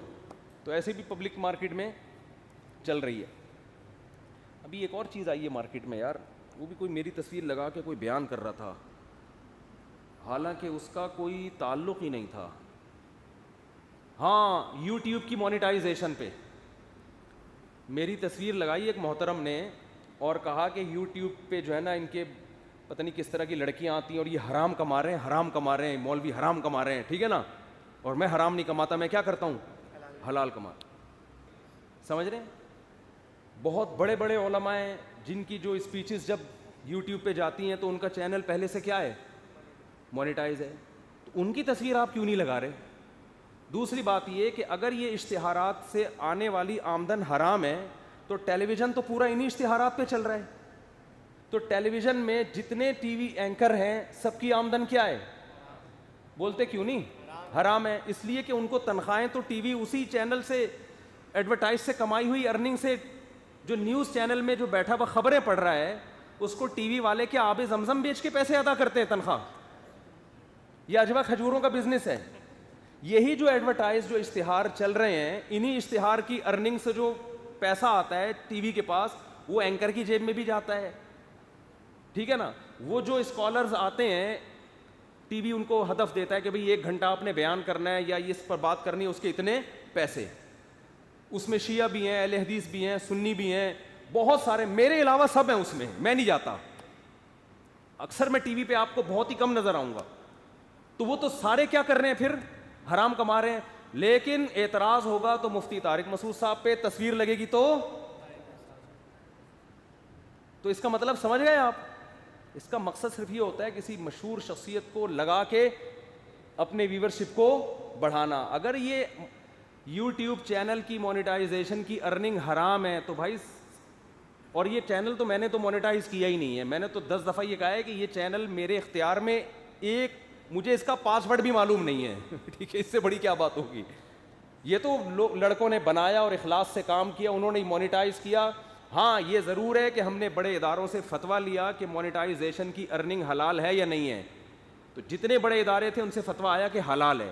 میرے ذہن میں بھی دلائل تھے حلال ہونے کے، لیکن صرف میں نے اس پر اکتفا نہیں کیا بلکہ دوسرے علماء سے بھی فتویٰ لیا، اور اس کے حلال ہونے کے دلائل ہیں کیا وہ میں ڈیٹیل سے کئی بار بیان کر چکا ہوں۔ فتنہ پرست لوگ ان دلائل کا کبھی جواب نہیں دیں گے، بس ایک طرف جو ہے نا تصویریں لگا کے، تو بھائی یہ اگر حرام ہے نا تو آپ یہ فتویٰ پھر مولویوں پہ اعتراض نہ کریں، اپنی جس نے ٹھڑک پوری کرنی ہوتی ہے نا مولویوں کی تصویریں لگا کے گالیاں دینا شروع کر دیتا ہے۔ پھر تو یہ ٹیلی ویژن کے شعبے سے جتنے لوگ وابستہ ہیں سب کی آمدن کیا ہو گئی؟ حرام ہو گئی۔ ان سب پہ آپ کیچڑ اچھالیں کہ سب حرام کما رہے ہیں، کیونکہ سب اسی ایڈورٹائز سے کماتے ہیں۔ ہم تو یہ کہتے ہیں کہ جو ان کو ارننگ مل رہی ہے ایڈورٹائز میں، جو پروڈکٹ ہے نا اس کو پروموٹ کرنے کی مل رہی ہے، وہ پروڈکٹ اگر حرام ہے تو اس سے حاصل ہونے والی ارننگ بھی کیا ہے؟ حرام ہے۔ پروڈکٹ اگر جائز ہے تو اس کو پیش کرنے کا طریقہ اگرچہ ناجائز ہو، اس سے ارننگ حرام نہیں ہو جاتی۔ اس کی مثال ہے موبائل مارکیٹ میں آپ نے کسی خوبصورت سی لڑکی کو بٹھا دیا موبائل بیچنے کے لیے. دنیا میں کون سا پاگل مفتی یہ فتویٰ دے گا کہ اب جو موبائلز کے پیسے آپ کو ملیں گے وہ حرام ہو جائیں گے؟ پھر تو طارق روڈ میں جو لڑکیاں بیٹھی ہوئی ہیں کپڑے بیچنے کے لیے ان کی ارننگ بھی حرام, اور موبائل مارکیٹوں میں لڑکیاں بھی بیچ رہی ہیں ان کی ارننگ بھی حرام. ہم یہ کہیں گے بھائی یہ بیچنے کا طریقہ ٹھیک نہیں ہے, لیکن پیسے موبائل کے دیے جا رہے ہیں, لڑکی دیکھنے کے نہیں دیے جا رہے. تو گوگل جو آپ کو پیسے دیتا ہے نا مونیٹائزیشن کے, وہ لڑکیاں دکھانے کے نہیں دیتا, وہ اس کمپنی کی پروڈکٹ کو پروموٹ کرنے کے پیسے دے رہا ہوتا ہے. ہم گوگل سے گزارش کرتے ہیں لڑکیاں مت لے کر آؤ, لیکن گوگل کہتا ہے یہ تمہارے باپ کا چینل نہیں ہے, یہ میرا ہے, میں اپنی مرضی سے لے کر آؤں گا. ایسے جیسے آپ نے کسی کو دکان کرائے پر دی, اب وہ کرائے کی دکان میں لڑکی کو بٹھا کے موبائل بکوائے گا تو دکان کے مالک کو گناہ نہیں ملے گا. دکان کا مالک کہے گا بھائی میں نے اس کو بزنس کے لیے چیز دی ہے, اب یہ اس میں لڑکیوں کے ذریعے مسواکیں بیچے یا یہ کسی اور کے ذریعے, یہ اس کا ہیڈک ہے. اس میں آپ گناہ میں معاون اور مددگار نہیں کہلائیں گے. آپ نے گھر کسی کو کرائے پر دے دیا, وہ فلمیں دیکھ رہا ہے اس میں, تو مالک مکان کو تھوڑی گناہ ملے گا, گھر تو آپ کا استعمال ہو رہا ہے نا, چینل تو آپ کا استعمال ہو رہا ہے. تو ان لوگوں میں فقہی بصیرت بالکل بھی نہیں ہے. اور پھر بھی میں کہتا ہوں اگر حرام ہی کہنا ہے آپ نے تو صرف مفتی طارق مسعود صاحب کی تصویر لگا کے کیوں آپ نے حرام ہونے کا فتویٰ لگایا ہوا ہے؟ اور بھی بہت سارے مذہبی اسکالرز ہیں, اور پھر ٹیلی ویژن کے ایک ایک اینکر کی, اور جو علماء اس میں آتے ہیں, اہل حدیث ہیں یا جو بھی آتے ہیں جن کو اجرت ملتی ہے, جو اپنا ٹائم دے رہے ہیں کہ بھائی ہم, اور وہ علماء جو ٹیلی ویژن میں پیسے لیتے ہیں نا, وہ پیسے بھی غلط نہیں ہیں, اس لیے کہ وہ کہتے ہیں تم جب ہمارے پروگرام سے اتنے پیسے کماؤ گے تو ہمیں فری میں کیوں بلا رہے ہو, تو ہمارا بھی تو حق بنتا ہے نا. تو وہ میں ان علماء پہ اعتراض نہیں کر رہا جو ٹی وی والوں سے پیسے لیتے ہیں, ان کا حق بنتا ہے کہ بھائی یا تو تم بھی فی سبیل اللہ کر رہے ہو نا, تو سب کے لگانے چاہیے اس میں. لیکن نہیں, تصویر کس کی لگے گی؟ اس سے اندازہ لگا ان تلوں میں تیل نہیں ہے. یہ باتیں ہیں. اچھا خیر, کیا بات چل رہی تھی, کدھر سے آ گئے ہم یار؟ تو جب اللہ کے سامنے جواب دہی کا خوف اگر ختم کر دیا, ہاں میں یہ عرض کر رہا تھا کہ انسان کس کا غلام ہے؟ انسانوں کا غلام ہے. تو لیبل بہت اچھے لگے ہوئے ہیں کہ یہ مذہبی لوگ تمہیں غلام بناتے ہیں, مذہبی لوگ تمہیں پابند کر دیتے ہیں. بھائی ہر ایک پابند ہے, کوئی انسانوں کا پابند ہے اور کوئی کس کا؟ خدا کا پابند. مذہبی لوگ مولوی اپنا غلام کبھی بھی نہیں بناتے, جو بناتا ہے وہ 2 نمبر مولوی ہے. مولوی تو آپ کو اللہ کا پیغام پہنچا دے گا, آپ نظر کی حفاظت کرو, اس میں مولوی کا کیا فائدہ ہے؟ علماء یہی کہتے ہیں نا کہ نظر کی حفاظت کرو, علماء یہی کہتے ہیں کہ جو ہے حرام مت کماؤ, سودی بینکوں میں جاب مت کرو, 5 ٹائم نماز پڑھو. تو اس میں مولویوں کا کیا فائدہ ہے بیچاروں کا؟ تو اللہ کا پیغام آپ تک پہنچا رہے ہیں. تو اب کیا ہے کہ یا تو آپ یونائٹڈ نیشن کو فالو کرو گے یا آپ فالو کرو گے کلچر کو. یہ بھی انسانوں کا بنا ہے بھائی, یہ خواہشات کا غلام ہوتا ہے کلچر. یونائٹڈ نیشن میں جتنے لوگ ہیں وہ ہمارے جیسے انسان ہیں, اسمبلیوں میں جتنے لوگ ہیں وہ ہمارے جیسے انسان ہیں. انسان جب انسان کے لیے قانون بناتا ہے تو وہ کبھی ایسا قانون نہیں بنا سکتا جس پہ اس کے مفاد پہ سب سے پہلے زد پڑ رہی ہو. دنیا میں شراب اللیگل ہے یا لیگل ہے؟ بتاؤ نا. لیگل ہے پوری دنیا میں, حالانکہ اچھی چیز نہیں ہے. کیوں لیگل ہے؟ بھائی دنیا کی باغ ڈور جن لوگوں کے ہاتھ میں ان میں سے اکثر شراب کے عادی ہوتے ہیں. آج سے 100 سال پہلے کوئی گے میرج کا تصور کر سکتا تھا؟ ہے بھائی, یہ انتہائی درجے کی بےہودگی. مذہب سے پیچھے ہٹے تو خود اس میں مبتلا ہو گئے. اب جب قانون بنائیں گے تو اپنے خلاف بنا سکتے ہیں کہ اس میں کیا حرج ہے بھائی؟ تو انسان کو کس کی غلام, یہ میرا آج ٹاپک نہیں ہے, جلدی سے میں بات کو سمیٹ کے اصل موضوع کی تو میں کئی دفعہ پہلے بیان کر چکا ہوں. تو جب تک آپ اللہ کو نہیں مانو گے اس وقت تک آپ صحیح اور غلط کو ڈیفائن نہیں کر سکتے. اگر آپ نے انسانوں ہی کو فالو کرنا ہے تو عقل کہتی ہے میری کھوپڑی میرے بارے میں جتنا اچھا فیصلہ کر سکتی ہے, میں کسی اور قانون کو نہیں مانوں. انسان باغی بنے گا, اور بہت سے لوگ بنے ہوئے کہتے ہیں ہم کسی کی چیز کو نہیں مانتے. ہم جاؤ میں اپنے مائنڈ سے فیصلہ, لوگ کہتے ہیں نا میں اپنے مائنڈ سے فیصلہ کرتا ہوں صحیح کیا ہے اور غلط. دنیا میں جتنے جرائم ہو رہے ہیں نا, یہ سارے مجرمین اپنے مائنڈ سے فیصلہ کرتے ہیں, اور ہر بری چیز کو انہوں نے حلال کیا ہوا ہے. آپ کسی ڈاکو سے پوچھیں, ایک ڈاکو تھا پکڑا گیا تھا, میں نے اس سے پوچھا, بہت پرانا واقعہ ہے, میں نے پوچھا کیوں ڈکیتی کرتے ہو؟ کہہ رہے یار ہم صرف مالداروں کو لوٹتے ہیں, غریبوں کو نہیں لوٹتے. میں نے کہا مالداروں کہہ رہے ہیں ابے کون سا حلال کماتے ہیں یہ اتنا پیسہ کروڑوں روپے یہ کون سا حلال کا ہے. لیبل لگا دیا نا, ایک برائی پہ اچھائی کا دلیل دے دی نا, تو اپنے آپ کو مطمئن. بھائی اگر وہ بالفرض, اول تو سارے مالدار ایسے نہیں ہوتے, حلال بھی کماتے ہیں بہت سے. دوسری بات, اگر وہ حرام کما رہا ہے, مجرم ہے, تو آپ بھی تو اس کے چھین کے کیا کما رہے ہو, حرام ہی کما رہے ہو, آپ بھی تو حرام کما رہے ہو. لیکن ہر جرم میں زانی جب زنا کرتا ہے وہ کہتا ہے میں مجبور ہوں, میں بچ نہیں سکتا تھا, میں جو ہے نا برداشت نہیں کر پاتا تھا, میں ڈپریشن میں جا رہا ہوں. حتیٰ کہ خودکشی کرنے والا, اس کے پاس بھی اس خودکشی کے دلائل ہوتے ہیں. پوری دنیا میں اللیگل ہے نا خودکشی, لیکن خودکشی کرنے والا دنیا کے قانون کو فالو نہیں کرتا. وہ اس کی عقل یہ دلیل دیتی ہے کہ یہ اس کی رائے میں یہ کمبختوں کا بنایا ہوا قانون ہے, ان کو نہیں پتا کہ میں کتنی اسٹریس اور ڈپریشن میں ہوں. ان کو کیا پتا یہ اسمبلیوں میں بیٹھے ہوئے قانون بنانے کہ خودکشی اللیگل ہے اور اس پہ سزا ہے, اور یہ میں جس ٹینشن میں ہوں, اگر یہ لوگ اس ٹینشن میں ہوتے تو یہ بھی لٹکتے, اور واقعی صحیح کہہ رہا ہوتا ہے. کیونکہ جب وہ خودکشی کے خلاف قانون پاس کر رہے ہوتے ہیں تو ان کی والی بھاگی بھی نہیں ہوتی, ان کی سیٹنگ ناکام نہیں ہوئی ہوتی. ان کو اگر پتہ چلے نا عاشقوں کے دل پہ جو آج کل تیر چل وہ ذبح ہو رہے ہیں ان کی خواہشات, اور وہ لٹک لے ہیں جا کے, تو ان کو تو پتہ ہی نہیں کہ یہ ہوتا کیا ہے. تو مذہب اگر آپ کے پاس نہیں ہے میرے بھائی, تو آپ کو کوئی بھی چیز خدا کی قسم نہ اچھائی پہ لا سکتی ہے اور نہ برائی کو برا کہلوا سکتی. جب آپ نے برائی کرنی ہوگی آپ اس برائی پہ اچھائی کا ڈیفینیشن, اچھائی کا لیبل لگا کے کرو گے آپ. اور یہ بھی ایک ذہن میں رکھیں کہ جو اکثر ملحد لوگ ہیں, جو سرے سے مذہب کو مانتے ہی نہیں, اخلاق کے ایٹیٹیوڈ کے بہت اچھے ہوتے ہیں. وہ یہ بھی آپ کو بتاؤں کیوں ہوتے ہیں. اصل لوگ مجھے کہتے ہیں یار وہ خدا کو مانتا نہیں ہے لیکن اخلاق بہت اچھے ہیں, اور خدا کو ماننے والوں سے 2 دفعہ تمیز سے بات کرو, تیسری دفعہ میں غصے ہو جاتے ہیں. وہ یہ اکثر میں نے دیکھا ہے. یہ اس لیے ہوتا ہے کہ وہ اپنے آپ کو مطمئن کرنے کے لیے, ان میں اتنی برائیاں ہوتی ہیں کہ وہ اپنے آپ کو مطمئن کرنے کے لیے کہتے ہیں کہ ایک ایسا کام اچھا کر لو جس کو ساری دنیا کیا کہتی ہے اچھا, اور وہ ہے تمیز سے بات کرنا. اس لیے وہ کوشش کرتے ہیں نرمی سے, تمیز سے, بڑے آپ کی تھوڑی خدمت کر لی, آپ کو کچھ پیسے چاہیے تو کچھ مشورہ دے دیا, اچھا پیسے تو مشکل کم ہی دیتے ہیں, مشورہ اچھا سے دے دیا, اور مجھے بتائیے گا, میرا نمبر رکھیں.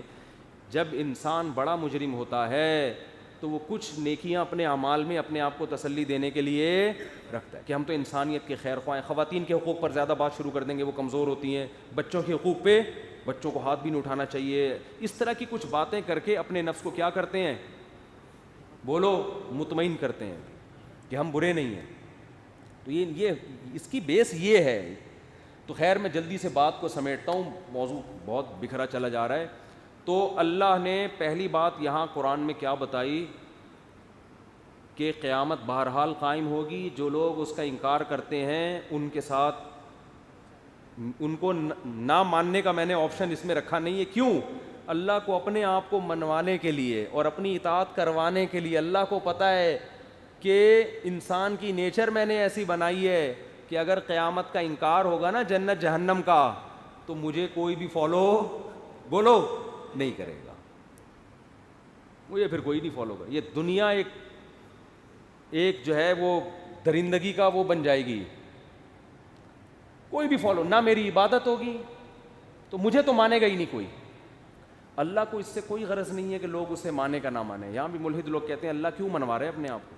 اللہ نے قرآن میں اور حدیث میں اس کا جواب اپنے نبی کی زبان سے دیا ہے کہ تم ساری دنیا کے سارے انسان مل کے نا میری نافرمانی کر لو, تو جیسے سمندر میں سوئی ڈال کے نکالی جاتی ہے تو اس سے سمندر کے پانی میں جتنی کمی ہوتی ہے تو میری طاقت اور قدرت میں اتنی بھی کمی نہیں ہوگی. اور تم سارے میرے فرما بردار بن جاؤ تو مجھے ایک دھیلے کا بھی اس سے کوئی فائدہ نہیں ہے. ہماری اوقات اللہ کے سامنے کیڑے مکوڑوں کی ہے. لیکن قرآن کے الفاظ کیا ہیں, اگر تم اس کی ناشکری کرو گے تو اللہ کو یہ ناشکری پسند نہیں ہے. وَإِن تَشْكُرُوا يَرْضَهُ لَكُمْ, شکر کرو گے تو اللہ کو تم سے محبت ہوگی. کیونکہ اللہ نے انسان کو نا اپنی صفات پہ پیدا کیا ہے. اللہ کو سمجھنے کے لیے انسان کو دیکھنا پڑتا ہے. انسان جب آپ کی کوئی خدمت کرے, احسان فراموشی نہ کرے, آپ کو خوشی ہوتی ہے کہ نہیں ہوتی؟ تو یہ جو آپ کو خوشی ہو رہی ہے نا, اصل میں اللہ کو خوشی ہوتی ہے. اللہ نے اسی صفت پہ کس کو پیدا کر دیا؟ انسان کو. جب آپ کسی پر احسانات کریں اور وہ ناشکری کرے تو آپ کو غصہ آتا ہے کہ نہیں؟ اس سے نفرت ہوتی ہے کہ نہیں ہوتی؟ تو یہ جو آپ کو نفرت ہو رہی ہے اس لیے کہ اللہ نے اپنی صفت پہ انسان کو پیدا کیا. ہاں وہ الگ بات ہے کہ اللہ کی خوشی کس طرح کی ہے, اللہ کو غضب کس طرح کا آتا ہے, وہ اس کی صفات ہیں, اس کی حقیقت ہم نہیں جانتے. ہمیں اجمالی ایمان کا حکم دیا گیا ہے کہ اللہ کو غضب بھی آتا ہے, اللہ کو خوشی بھی ہوتی ہے, اللہ محبت بھی کرتا ہے, اللہ نفرت بھی کرتا ہے. کیسے کرتا ہے؟ کما هو لائق بشانہ, یہ اس کی باتیں وہی جانے. لیکن وہ غضب بھی کرتا ہے. بعض لوگ کہتے ہیں نا غضب میں تو غصہ آتا ہے, انسان کی ایک حالت ہوتی ہے, تو اللہ کو بھی ایسے ہی آتا ہے. بھائی اللہ کو غصہ آتا ہے, کیسے آتا ہے یہ ہمیں پتہ نہیں ہے. یہ ہماری عقل سے کیا ہیں یہ چیزیں بالاتر ہیں. تو اللہ کو ماننا بھی ضروری, اللہ کی ماننا بھی ضروری. جب تک آخرت پہ یقین نہیں ہوگا اللہ کو ماننے میں بھی لوگ سستی سے کام لیں گے اور اللہ کی ماننے میں بھی لوگ سستی. اگر ملحد کو یقین ہو جائے نا ایک دن قیامت آئے گی اور مجھے جواب دینا ہے, دیکھو اللہ پہ ایمان لائے گا اور یہ جتنے دلائل اللہ کے وجود کی نفی کے دے رہے ہیں سارے خراب ہو جائیں گے. یہ عجیب بات میں آپ کو ایک بتاؤں, ہمارے ایک دوست الحاد پہ بڑا کام کر رہے ہیں, اللہ ان کی عمر میں برکت دے. بہت سارے سائنسدانوں کے انہوں نے نا اقوال جمع کیے ہیں, انہیں گوروں کے, کچھ ایسے جنہوں نے خدا کا انکار کیا, ان کے کیا دلائل ہیں, بڑا شاندار. وہ اللہ نے چاہا تو انشاءاللہ کتاب چھپ کے آئے گی. یہ جو انکار کرتے ہیں نا خدا کا, یہ اتنی بڑی حقیقت کا انکار کر رہے ہیں. دیکھو میں اپنی جیب میں اگر ایک نوٹ ڈالوں, ابھی تو 1 روپے کا نوٹ نہیں آتا, پہلے آتا تھا. فرض کرو میں نے 1 روپے کا نوٹ ڈالا, پھر 2 کا سکہ ڈالا, پھر 5 کا, پھر 10 کا, پھر 50 کا, پھر 100 کا, اور 500 کا, اور پھر 1000 کا, اور پھر 5000 کا. یہ کتنے نوٹ ہو گئے؟ جتنے بھی ہو گئے. فرض کرو یہ 10 نوٹ ہو گئے, ٹھیک ہے نا. ان کو میں نے آپس میں کیا کر دیا؟ مکس کر دیا. اب میں کہتا ہوں کہ ترتیب سے, اب میں نا آنکھ پہ پٹی باندھ کے, یا یوں سمجھو کہ میں نے زمین پہ ڈال دیے یہ نوٹ لے کے, میں نے آپس میں کیا کیے؟ مکس کر کے زمین پہ ڈال دی. اب میں جب ان کو ایک ایک کر کے اٹھاؤں گا, مجھے نہیں پتا پہلے کون سا نوٹ اٹھ رہا ہے. تو پہلے اٹھا اتفاق سے وہ نوٹ جو سب سے چھوٹا ہے, وہ 1 کا نوٹ ہے. اتفاق سے پہلے کون سا نوٹ اٹھا؟ 1 روپیہ. یعنی میں کسی کو یہ واقعہ سنا رہا ہوں کہ یار میں نے ایسے مکس کیا تھا, میں نے جب اٹھایا تو پہلا نوٹ اتفاق سے کون سا نکلا؟ 1 روپے. پھر میں نے یوں کر کے اٹھایا تو دوسرا نوٹ کون سا تھا؟ 5 روپے کا. پھر میں نے یوں کیا تو تیسرا نوٹ کون سا تھا؟ 10 کا. یہیں تک وہ آ کے کہے گا تم پھینک رہے ہو. کیونکہ 10 نوٹ جب ہوں تو یہ پروسیس اگر 100 دفعہ بھی کیا جائے تو 100 میں 1% چانس ہوتا ہے کہ پہلی مرتبہ میں 1 روپے کا نوٹ نکلے. 1% چانس ہوگا کہ پہلی مرتبہ میں ہی کون سا نوٹ نکل آئے. یعنی 100 دفعہ اس پروسیس کو کیا جائے تو شاید 1 دفعہ میں پہلا نوٹ نکل آئے, اور پہلے کے بعد دوسرے نمبر پہ دوسرا نوٹ نکلے. یہ کم سے کم 500 دفعہ اس پروسیس کو کرو گے تو ایسا اتفاق ہوگا کہ پہلا اور اس کے بعد بولو دوسرا. پھر یہ پروسیس اگر 5000 دفعہ کیا جائے تو شاید ایسا اتفاق ہو کہ پہلے نمبر پہ پہلا, دوسرے نمبر پہ دوسرا, اور تیسرے نمبر پہ تیسرا. اور تم کیسی باتیں کر رہے ہو؟ پہلی دفعہ میں ہی پہلے نمبر پہ پہلا, دوسرے پہ دوسرا, تیسرے پہ 10 روپے کا, چوتھے پہ 50 روپے کا, 5ویں دفعہ میں جب نوٹ اٹھایا تو 100 روپے کا, 6ٹھی دفعہ میں نوٹ اٹھایا تو 500 کا, 7ویں دفعہ میں اٹھایا تو. نوٹ کو اتنی ترتیب کا علم ہے کہ میں نے اس کا مطلب یہ اٹھا نہیں رہے, نوٹ کو اللہ نے کھوپڑی دی ہے, وہ خود ہی اٹھ کے آ رہا ہے آپ کی گود میں. نہیں آ رہی بات سمجھ میں؟ یا وہ وہاں کوئی چور بیٹھا ہوا ہے جو اٹھا کے نا دیکھ دیکھ کے آپ کو نوٹ پکڑا رہا ہے, ورنہ ایسا اتفاق ہوتا نہیں ہے. سمجھ میں نہیں آ رہی بات؟ تو آپ مجھے بتاؤ, ایک سادہ سی ترتیب ہے 10 نوٹوں کی, ان میں جب آپ اتفاق سے اٹھاتے ہو تو یہ ترتیب وجود میں نہیں آتی. انسان کا جو سیل ہے اس میں جس ترتیب سے وہ جو بنا ہوا ہے نا انسان کا سیل, اس میں پروٹین کتنا ہے, اس میں آئرن کتنا ہے, اس میں میگنیشیم کتنا ہے, اس میں جو مختلف اجزاء جو ڈاکٹر بتاتے ہیں, ان اجزاء کے ملاپ سے ایک سیل وجود میں آتا ہے. ایک سیل وہ بغیر ترتیب کے اگر جڑیں گے نا تو ایک سیل وجود میں نہیں آئے گا, اور ایسے کروڑوں خربوں سیل ملتے ہیں تو انسان وجود میں آتا ہے. تو عجیب بات ہے کہ ایک ترتیب جو ایک سادہ سی ترتیب ہے وہ خود بخود وجود میں نہیں آ رہی, اور یہ پورا سیل ایک انسان کا خلیہ بن گیا اور وہ آپس میں جڑ گیا, اور پھر اس سیل میں آنکھ کے سیل الگ ہیں, کان کے الگ ہیں, زبان کے الگ ہیں, ہونٹ کے الگ ہیں, اور جناب دماغ کے الگ ہیں. وہ سارے بن بھی رہے ہیں اور اپنی اپنی جگہ پہ کھوپڑی میں جا کے فٹ بھی ہو رہے ہیں. جب یہ پیدا ہو کے آئے, اب میں نے ترتیب سے نوٹ اٹھائے نا, تو ایک آدمی کہہ رہا ہے کہ یار مفتی صاحب کو کسی نے بتایا کان میں کہ یہ پہلا ہے, یہ دوسرا ہے, یہ تیسرا ہے, یہ چوتھا ہے, یہ پانچواں, یہ چھٹا ہے, ایسا خود بھی نہیں ہو سکتا. میں کہوں نہیں, یہ آٹومیٹک خود بخود وجود میں آ رہا ہے. تو اس سے زیادہ عجیب بات یہ ہے کہ ایک بچہ ماں کے پیٹ میں روٹی سے بن رہا ہے, روٹی کھا رہی ہے, اس سے سیل بن رہے ہیں. ہر سیل میں جا کے جو جو چیز جڑنی ہے وہ جڑتی چلی جا رہی ہے. اور ان سیل بھی ایک دیوار کی طرح ہوتا ہے. جیسے آپ کی ایک دیوار بنتی ہے نا, تو ایک دیوار کی بنیادی اکائی کیا ہے؟ ایک اینٹ ہے نا. تو ایک اینٹ بننا خود سے نہیں ہوتا, جو بھی ایک اینٹ بنتی ہے وہ بنائی جاتی ہے, پھر اس کو آپس میں دیوار بنانا یہ خود سے نہیں ہوتا. یعنی ایک اور آسان مثال کے ذریعے میں سمجھاتا ہوں. آپ نے یہ مسجد دیکھی بنی ہوئی ہے, دیکھی نا مسجد بنی ہوئی ہے, یہ اینٹوں سے بنی ہے نا. بولتے کیوں نہیں؟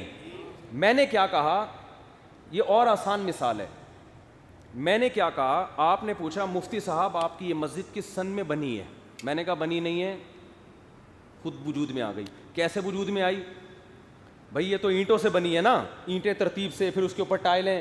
میں کہوں یار وہ اینٹ اتفاق سے وجود میں آئی ہے, کروڑوں خربوں سال کے بعد ایک اینٹ وجود میں آ گئی تھی, اور اس کو دیکھا دیکھی بہت ساری اینٹیں اور وجود میں آ گئیں. تو آپ کہو گے کہ بھائی یہ جو اینٹ ہے نا, اس میں ایک خاص ترتیب سے سیمنٹ, بجری شامل ہوتی ہے, اور بجری بھی چھنی ہوئی بجری ہوتی ہے, پتھروں والی بجری نہیں ہوتی. اور سیمنٹ بہت ساری چیزوں کا مرکب ہے, اس میں اتنا چونا ہوتا ہے, اتنا اور پتہ نہیں کیا کیا ہوتا ہے. میرے کوئی سیمنٹ کی کمپنی تو ہے نہیں, پانی تو بعد میں ڈالتے ہیں نا. اتنا چونا ہوتا ہے اس میں, فلاں کیمیکل اتنا ہوتا ہے, فلاں ہر چیز کی کیلکولیشن ہوتی ہے. ایسا نہیں کہ سیمنٹ بناتے ہوئے چونے کی بوری الٹ دی تو چلو اب اسی سے ہی بنا دو. بھائی ایک کیلکولیشن ہے, اس کیلکولیشن کے بعد ایک اینٹ وجود میں آئے گی, اور اس کے بعد پھر اس میں پانی بھی ایک خاص ترتیب سے ڈلتا ہے. اس مرکب میں پانی زیادہ ڈال دیا, اینٹیں بہنا شروع ہو, وہ گارا بن جائے گا. پانی کم ڈل گیا تو اس کو آپ ڈھال ہی نہیں سکتے ایک سانچے میں. اس کے بعد ایک سانچہ رکھا جائے گا, اس میں کروڑوں خربوں سال میں بھی ایک اینٹ خود بخود وجود میں نہیں آ سکتی, جو الفلاحیہ مسجد کی اینٹ کی بات کر رہا ہوں میں. پھر اس اینٹوں کا ایک خاص ترتیب سے جڑنا اور ایک خاص ڈیزائن میں آنا. چلو جڑ رہی ہے نا ہوا سے, خود بخود ایک دوسرے کے اوپر رکھے بے ڈھنگے طریقے سے پہاڑ بن گیا پورا. نا نا نا نا نا, ایسے وہ اینٹیں لگ رہی ہیں کہ ادھر ایک اینٹ, پھر محراب میں اس محراب بننا ہے تو اس کا ڈیزائن الگ ہے, اوپر والے پورشن کا ڈیزائن الگ ہے, صحن کے اوپر چھت نہیں ہے, صرف یہاں چھت ہے, پھر ایک وضو خانہ بن رہا ہے. خدا کی قسم اس سے زیادہ پیچیدہ پروسیس انسان کی اینٹوں کا, جن کو سیل کہا جاتا ہے, اور ان اینٹوں کا آپس میں جڑنے کا پروسیس ہے. کوئی ڈاروین کا باپ بھی قیامت تک پیدا ہو جائے یہ دعویٰ نہیں کر سکتا کہ الفلاحیہ مسجد جیسی ایک مسجد خربوں سال میں خود سے وجود میں آ سکتی ہے. اور وہ ڈاروین اپنے بارے میں کہہ رہا ہے کہ جس کی اینٹیں اس سے زیادہ پیچیدہ ہیں, یعنی اس میں جو کیلکولیشن ہوئی ہے نا وہ اس سے زیادہ پیچیدہ کیلکولیشن ہوئی ہے کہ سیل میں کون کون سی چیز کتنی ڈلنی ہے, اور اس کا جو سائٹوپلازم ہے, اور اس میں جو اس میں مرکز کو پتہ نہیں کیا کہتے ہیں, سائنسی نام تو میرے ذہن سے نکل گیا. انڈے میں ہوتا ہے نا ایک سائٹوپلازم ہوتا ہے, ایک اوپر چھلکا ہوتا ہے اور جھلی, اس کو کچھ کہتے تھے انگلش میں, اور ایک اندر زردی ہوتی ہے, اس کو کیا کہتے ہیں یار؟ نیوکلیئر کہتے ہیں یا نیوکلیس کہتے ہیں, واللہ عالم. تو جیسے ایک انڈا چھوٹا سا سیل ہے, ایسے ہی ہر انسان چھوٹے چھوٹے سیل سے مل کر بنا ہے. تو اب کیا ہے کہ وہ جو سیل کی کیلکولیشن ہے نا وہ اس اینٹ سے کروڑہ گنا زیادہ پیچیدہ ہے. یہ اینٹ مزدور کے بغیر نہیں بنی, اور وہ جو اس سے زیادہ پیچیدہ کیلکولیشن جس کو ہزاروں سال کے بعد جا کے تو انسان تھوڑا سا سمجھائے کہ ہے کیا, سمجھ بھی نہیں پائے ابھی تک پورے طور پہ. وہ کہہ رہے ہیں یہ آٹومیٹکلی خود بخود یعنی وہ ڈارون نے پھینک کے گیا تھا نا کہ ایک سیل وجود میں آیا. ابے ایک سیل بھی خود بخود وجود میں نہیں آ سکتا, اور وجود میں آ کے وہ اتنے سارے سیل. پھر دیکھو الفلاحیہ مسجد میں تو یہ اوپر کا پورشن الگ, اینٹوں جا کے ٹھا سے خود بخود جا کے چپک گئیں کروڑوں سال میں نا, اور ادھر گرل لگ گئی, اور اس کو تو مانتے ہیں کہ یہ خود نہیں ہوا. انسان کے سیل ایسے عجیب پیچیدہ ہیں یار, بن کے وہ پورا انسان بنا. آنکھ یہ الفلاحیہ کے اوپر والے پورشن سے زیادہ پیچیدہ چیز ہے یا نہیں ہے؟ آنکھ کی بناوٹ, یہ پورشن محنت کر کے میں اور آپ سیکھ سکتے ہیں, بنا سکتے ہیں. آنکھ اب تک جاپان کے سائنسدان بھی دیکھ کے بھی نہیں بنا سکے, حالانکہ بنی بنائی آنکھیں یار, جو کیلکولیشن اس میں ہوئی بھی اسی حساب سے پروٹین ڈالو, ٹھیک ہے نا, لینس لگاؤ اور آنکھ بنا کے مارکیٹ میں پارسل کر دو. کہہ رہے نہیں بھائی ابھی تک یہ کام میری معلوم, ہو سکتا ہے فیوچر میں ہو جائے, اگر ہو بھی جائے تو کسی نے کیا ہوگا نا, خود بخود تھوڑی ہو گیا. ایسے سیل یار, پھر کیا خوبصورت ڈیزائن وجود, کوئی وسیم بھائی بن گئے, کوئی ستار بھائی بن گئے, کوئی غفار بھائی بن گئے, چودھری صاحب بن گئے, اور پھر ایسے سیل, آنکھ کے الگ قسم کے سیل ہیں, ان کی کیلکولیشن الگ ہے, وہ بن کے فٹ بھی ہو رہے ہیں ادھر کھوپڑی کے اندر.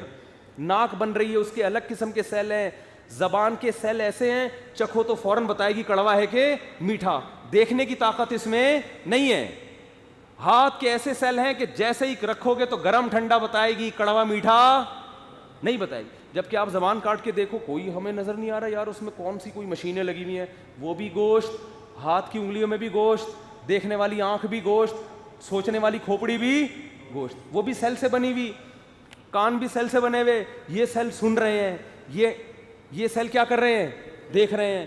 کھوپڑی کے اندر جو سیل ہے وہ سوچ رہے ہیں بھائی. اور ایسی زبردست کیلکولیشن اور کمبینیشن کہ آپ منہ سے نوالا منہ میں ڈالتے ہیں, چبانے والی مشینیں وہی لگی ہوئی ہیں بھائی. دانت, وہ کھوپڑی کے اندر ہڈیاں نکل رہی ہیں, ان کا کام کیا ہے؟ ابے بھائی اگر خود بخود وجود میں آیا ہے تو دانت کو کس کمبخت نے بتایا تھا کہ تو نے یہ منہ میں جا کے فٹ ہونا ہے؟ یہ ایک آپس میں ربط ہے نا ان کا. دانت گھٹنے میں کیوں نہیں نکل آئے ہے بھائی؟ دانت کو کس نے بتایا کہ یہ نوالا کھائے گا منہ سے, زبان سے ذائقہ ہوگا, وہیں چبانے کا پروسیس ہوگا تو مزہ آئے گا, پیسے واپس نہیں کرنے پڑیں گے. ورنہ چبا یہاں رہے ہوتے دانتوں سے, ادھر چبا کے اس کو آدھا مزہ کھانے پینے کا ختم. پھر وہ سیل میں اتنی اللہ نے صلاحیت رکھی کہ وہ سیل جب ماں کے پیٹ میں جا کے بنتے ہیں تو یا تو لڑکا بنیں گے یا لڑکی بنیں گے, کیونکہ ان دونوں کو آپس میں ملنا ہے تاکہ یہ عمل چلتا رہے. خدا کی قسم الفلاحیہ مسجد کی کیلکولیشن اتنی عجیب نہیں ہے جتنی انسان کی کیلکولیشن ہے. الفلاحیہ مسجد نہ نر ہے نہ مادہ, ایک ہی چیز پیدا ہوئی ہے. انسان جب ماں کے پیٹ سے آ رہا ہے یا تو لڑکا بن کے آ رہا ہے یا لڑکی بن کے. لڑکی کی خواہش لڑکے سے ملاپ, لڑکے کی خواہش لڑکی سے ملاپ, تاکہ یہ پروسیس چلتا رہے اور نسل پیدا ہوتی رہی ہے, سیل کا سلسلہ ختم نہ ہو جائے. او بھائی خدا کی قسم, یہ جو سیل آپ کے گھر میں چارج کرنے والا ہوتا ہے نا, یہ خود سے وجود میں نہیں آ سکتا. یہ والے سیل وجود میں آ کے آپس میں ربط کے ساتھ چپک گئے. یہ اتفاق کھربوں اربوں سال میں بھی خود بخود نہیں ہو سکتا. اتنا عجیب پروسیس ہے یہ. اور پھر اس سیل کو پتہ ہے جب یہ فٹ ہوا نا, جیسے الفلاحیہ مسجد جس دن بن کے اتفاق سے دھماکے کے ساتھ تیار ہو گئی, اسی دن پنکھے بھی آگے لگ گئے. اب آدمی کہے گا یار یہ اگر اتفاق سے دھماکے کے نتیجے میں یہ عالی شان عمارت وجود میں آئی ہے تو پنکھے کیوں آگے لگ رہے ہیں اسی دن؟ اگر کروڑوں سال میں آ کے لگتے, ہم کہتے اتفاق سے کوئی دھماکہ ہوا تھا, ایک پنکھا آ کے لٹک گیا, لیکن ادھر مسجد بنی, ادھر ٹھا کر کے پنکھا آ کے لگ گیا. لگا نہیں ہے, یا تو کسی انسان نے لگایا یا کسی جن نے لگایا ہے. یہ اگر انسان نظر نہیں آ گیا نا, لوگ جن پہ بلی ڈال دیں گے, بھائی یہ خود نہیں ہوا, اس مسجد میں جنات ہیں. کیا خیال ہے؟ پنکھا لگنا خود بخود اتنا عجیب نہیں ہے جتنا بچے کے پیدا ہوتے ہی ماں کی چھاتیوں میں دودھ کا آنا ہے. او یار یہ کیسا اتفاق ہے, ادھر پیدا ہوا, ابھی ماں روٹی کھاتی تھی. لوگ مجھے کہتے ہیں ماں کے دودھ کی مثال آپ بہت دیتے ہو. یار بھائی کسی کے باپ کے پاس بھی اس مثال کا جواب نہیں ہے, میں قیامت تک دیتا رہوں گا یہ مثال. ایک ہی مثال خدا کو منوانے کے لیے کافی, اور ڈاروین کے نظریے کی دھجیاں اڑانے کے لیے کافی ہے. صرف ایک مثال, اتفاق سے ہو رہا ہوتا تو فوراً دودھ کیوں پیدا ہو رہا ہے؟ یار یہ کیسے ایسے اتفاق مجھے ملا اس اتفاق صاحب سے. میں کہوں گا میرے بہت سے کام اٹکے ہوئے ہیں یار, تو کرا دے. جب تو اتنا کچھ کرا سکتا ہے, اتفاق میں یہ طاقت ہے کہ حسن اتفاق سے آنکھ بھی کھوپڑی میں, کہتے ہیں نا حسن اتفاق سے ایسا ہو گیا. بھائی آپ جا رہے ہو, کوئی پرانا زمانے کا آدمی آپ کو مل گیا جس سے آپ قرضہ لے کے بھاگے ہوئے تھے, آپ کا اس سے ملنے کا کوئی پروگرام نہیں تھا, اور اس کو بھی امید نہیں تھی کہ آپ اس سے قیامت تک کبھی ملو گے, ٹکرا گئے آپس میں, تو وہ کیا کہے گا, یار حسن اتفاق ہے, میری قسمت ہے, میں تو پولیس کے ذریعے بھی آپ کو نہیں پکڑ پایا تھا. تو اس اتفاق کا وہ فائدہ اٹھائے گا اور آپ کو فوراً گرفتار کر لے گا. بھائی یہ موقع زندگی میں بار بار نہیں آئے. تو یہ تو ہوتا ہے حسن اتفاق سے, ایسے واقعات ہو جاتے ہیں. لیکن حسن اتفاق سے ایسا نہیں ہوتا کہ الفلاحیہ مسجد دھماکے سے بنے. حسن اتفاق کے اسی دن پنکھے آ کے لگ گئے, اسی دن مائک آ کے فٹ ہو گیا, اسی دن امام دھماکے سے اڑ کے آ کے مصلی پہ کھڑا ہو کے نماز شروع کر دی. بھائی یہ نہیں ہوتا. تو یہ کیسا حسن اتفاق ہے. سائنسدان تو یہ کہیں گے حسن اتفاق ہے کہ ماں کے پیٹ سے ادھر بچہ مارکیٹ میں آیا اور سسٹم نے, کچھ نیچر نے سسٹم ایسا بنایا ہوا ہے کہ وہ جو ماں روٹی کھاتی تھی اس سے ابھی بلڈ بن رہا تھا, بچے کی آنکھ, ناک, کان, دل, دماغ, جگر, گردے, پھیپھڑے یہ بن رہے تھے.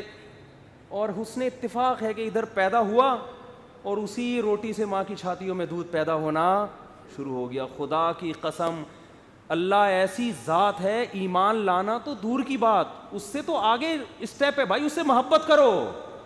ان کمبختوں نے ہمیں اس پہ لگا دیا کہ وہ ہے بھی کہ نہیں ہے. ہونا تو یہ چاہیے, وہ ہونے نہ ہونے کی تو بحث ہی غلط ہے. ابھی تو اس ماں کے دودھ سے ہمیں خدا کے وجود کو نہیں ثابت کرنا, خدا کے محسن ہونے کو ثابت کرنا ہے تاکہ ہم اس سے محبت کریں. کیونکہ انسان کے لیے ایمان لانا کافی نہیں ہے, ایمان لانے کے بعد اس رب سے ہمیں محبت کرنی ہے. تو آپ تو ابھی پہلے اسٹیپ میں الجھے ہوئے ہو. قرآن کہہ رہے اس ماں سے, اس خدا سے محبت کرو جس نے تمہیں ماں کی نعمت دی. اور یہ بیچارے کافر لوگ, محبت تو اگلا اسٹیپ ہے, یہ اس سے پہلے والے اسٹیپ میں کیا ہیں, الجھے ہوئے ہیں. تو اللہ کا شکر ادا کرنا چاہیے, اللہ نے ہمیں ایمان کی نعمت دی ہے کہ ہمارے لیے بحث ہی نہیں چھوڑی کہ ہم نے ماننا تو ہے بھائی, یہ تو 2 اور 2 4 کی طرح ہے. ہمیں تو قرآن یہ کہہ رہا ہے جو خدا تمہیں دودھ پلا رہا ہے, وَإِنَّ لَكُمْ فِي الْأَنْعَامِ لَعِبْرَةً نُسْقِيكُم مِّمَّا فِي بُطُونِهِ مِن بَيْنِ فَرْثٍ وَدَمٍ لَبَنًا خَالِصًا سَائِغًا لِّلشَّارِبِينَ.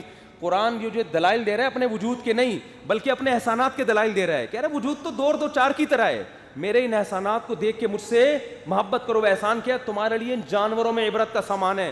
دیکھو اللہ نے ماں کے دودھ کی مثال نہیں دی.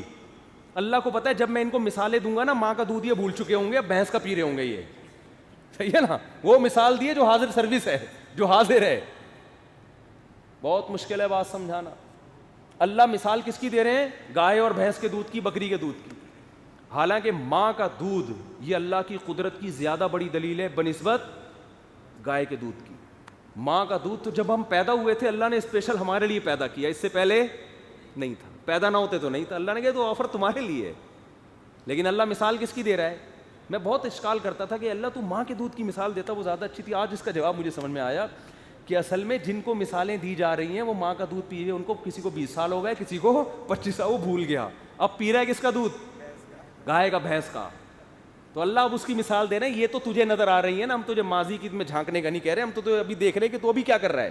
اسی کو جا کے دیکھ لے. ان لکم فی الانعام لعبرۃ. جب یہ سائنسدان بات کرے نا خود بخود ہو رہا ہے, تو اللہ کہے اس گائے کے سامنے کھڑا ہو کر پوچھا کر کے بتا یہ آٹومیٹیکلی ہو رہا ہے. تو گائے بزبان حال کہے گی کہ وہ سوکھا چارہ, نسقیکم مما فی بطونہ من بین فرث ودم, اس سوکھے چارے کو تم جاپان کے سائنسدانوں کے پاس لے کر جاؤ اور ان سے بولو اس سے چکنائی کا ایک قطرہ نکال کے دکھا دو. وہ کہیں گے بھائی گھاس میں چکنائی بولو نہیں ہوتی.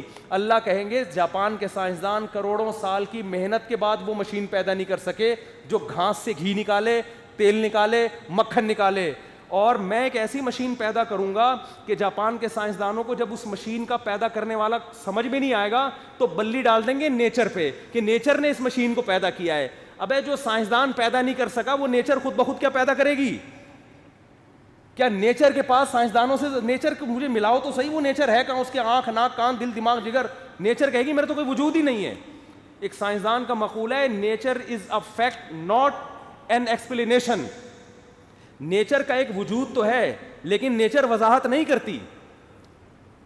کیا مطلب, ایک گلاس ہے نا, گلاس کا ایک وجود ہے، رکھا ہوا ہے گلاس، تو یہ ایک حقیقت ہے کہ گلاس موجود ہے، لیکن یہ حقیقت ہمیں یہ نہیں بتا رہی کہ گلاس وجود میں کیسے آیا.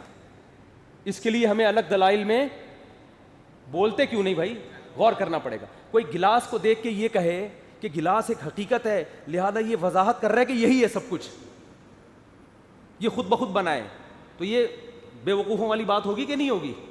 سائنسدان ہر چیز کس پہ ڈالتے ہیں؟ نیچر پہ. نیچر کا ایک وجود تو ہے لیکن یہ وجود اس کی علامت نہیں ہے کہ یہ کسی نے بنائی نہیں ہے، بلکہ جس چیز کا وجود ہوتا ہے وہ وجود اس کی علامت ہوتا ہے کہ اس کا کوئی کریٹر ہے. نیچر خود بتا رہی ہے کہ میرے اندر جو اتنی مینجمنٹ ہے یہ اس کی علامت ہے کہ میرا کوئی مینیجر ہے جس نے مینجمنٹ پیدا کی ہے.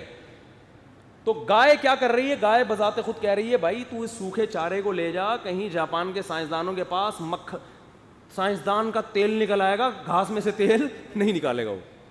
اللہ کہے گا میں نے ایک مشین پیدا کی ہے جس کو گائے بھینس بکری کہتے ہیں، اس کو خود بھی نہیں پتا کہ میرے اندر کیسے خزانے ہیں، اس کو سوکھا چارہ کھلاؤ تم، اور پھر دیکھو خدا کی قدرت کے کیسے خزانے حرکت میں آتے ہیں. من بین فرث و دم، اسی گوبر، اسی سوکھے چارے سے گوبر بنے گا. اس گوبر کا کام کیا ہے؟ تاکہ جب یہ گوبر زمین پہ پڑے تو زمین دوبارہ گھاس نکالنے کے قابل رہے. اس گھاس کو اتنا علم ہے کہ بھائی اس سے زمین کی زرخیزی بھی ہم نے کیا کرنی ہے؟ برقرار، تاکہ یہ چارہ دوبارہ بھی پیدا ہو. یعنی مینجمنٹ دیکھیں نا نیچر میں.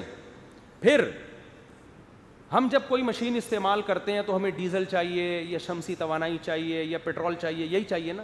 تو گائے بھی ایک مشین ہے، اس کو بھی ایندھن چاہیے کہ نہیں چاہیے؟ یہی سوکھا گھاس بلڈ بنائے گا جو اس جانور کا کیا ہے؟ ڈیزل کا کام دے گا، پیٹرول کا کام دے گا، جو اس کو زندہ رکھے گا، انرجی پیدا کرے گا اس کے اندر. وہ بلڈ کس سے بن رہا ہے؟ اسی گھاس سے بن رہا ہے. وہ بلڈ کس سے بن رہا ہے بھائی؟ ابے گھاس کو دیکھو اور بلڈ کو دیکھو یار. ڈاکٹر کے پاس لے جاؤ، ڈاکٹر صاحب کوئی ایسی مشین ہے جو گھاس کو کیا بنا دے؟ بلڈ. ڈاکٹر کہے گا بھائی ایسا نہیں، میرا کوئی بلڈ ریلیشن نہیں ہے گائے بھینسوں سے کہ وہ اگر گھاس سے خون بناتی ہیں تو میں بھی خون بنا سکتا ہوں، میرا ایسا کوئی ریلیشن. ڈاکٹر یہی کہے گا نا، بلکہ ڈاکٹر کہے گا بھائی گھاس خود تو نہیں کھا کے آیا کہیں تو جو ایسی باتیں کر رہے ہیں، لگتا ہے تو نے خود بھی کھا لیا جو مجھے کہہ رہے اس سے خون بنا کے دکھاؤ. لیکن گائے یہ کام کر رہی ہوتی ہے. اسی سے اللہ کہتے ہیں سوکھے چارے سے بلڈ بنتا ہے. من بین فرثن، گوبر بنتا ہے، ودمن، خون بنتا ہے. اور قرآن کہہ رہا ہے جس فیکٹری میں گوبر خون تیار ہو رہا ہے اسی فیکٹری میں اس گوبر اور خون کے درمیان سے لبنن، ہم دودھ پیدا کرتے ہیں، خالصاً، جس میں نہ گوبر کی بدبو، نہ گوبر کی رنگت، نہ خون کی بدبو، نہ خون کی رنگت. یہ تو اس کا کلر ہوتا ہے ایسا وائٹ کلر. اس گھاس کے کلر کو دیکھو اور اس دودھ کے کلر کو دیکھو. اور مزے کا کتنا. گھاس کھاؤ ایک نوالا حلق میں نہیں اترے گا، گوبر کو سونگو گے بھی سونگا نہیں جائے گا، خون کو قریب لے کے جاؤ گے نہیں پیا جائے گا. لیکن اس سے جو مال تیار ہو کے اس کے تھنوں میں اتر رہا ہے، سائغ للشاربین، پینے والوں کے حلق میں پھسلتا چلا جاتا ہے، ایسے اترتا ہے مزہ نہ آئے پیسے واپس کہنے کا دل کرتا ہے انسان کا. نہیں آ رہی میرا خیال ہے. اور ذرا اس دودھ کو اب آپ گرم کریں، اس میں اتنی موٹی ملائی نکلے گی.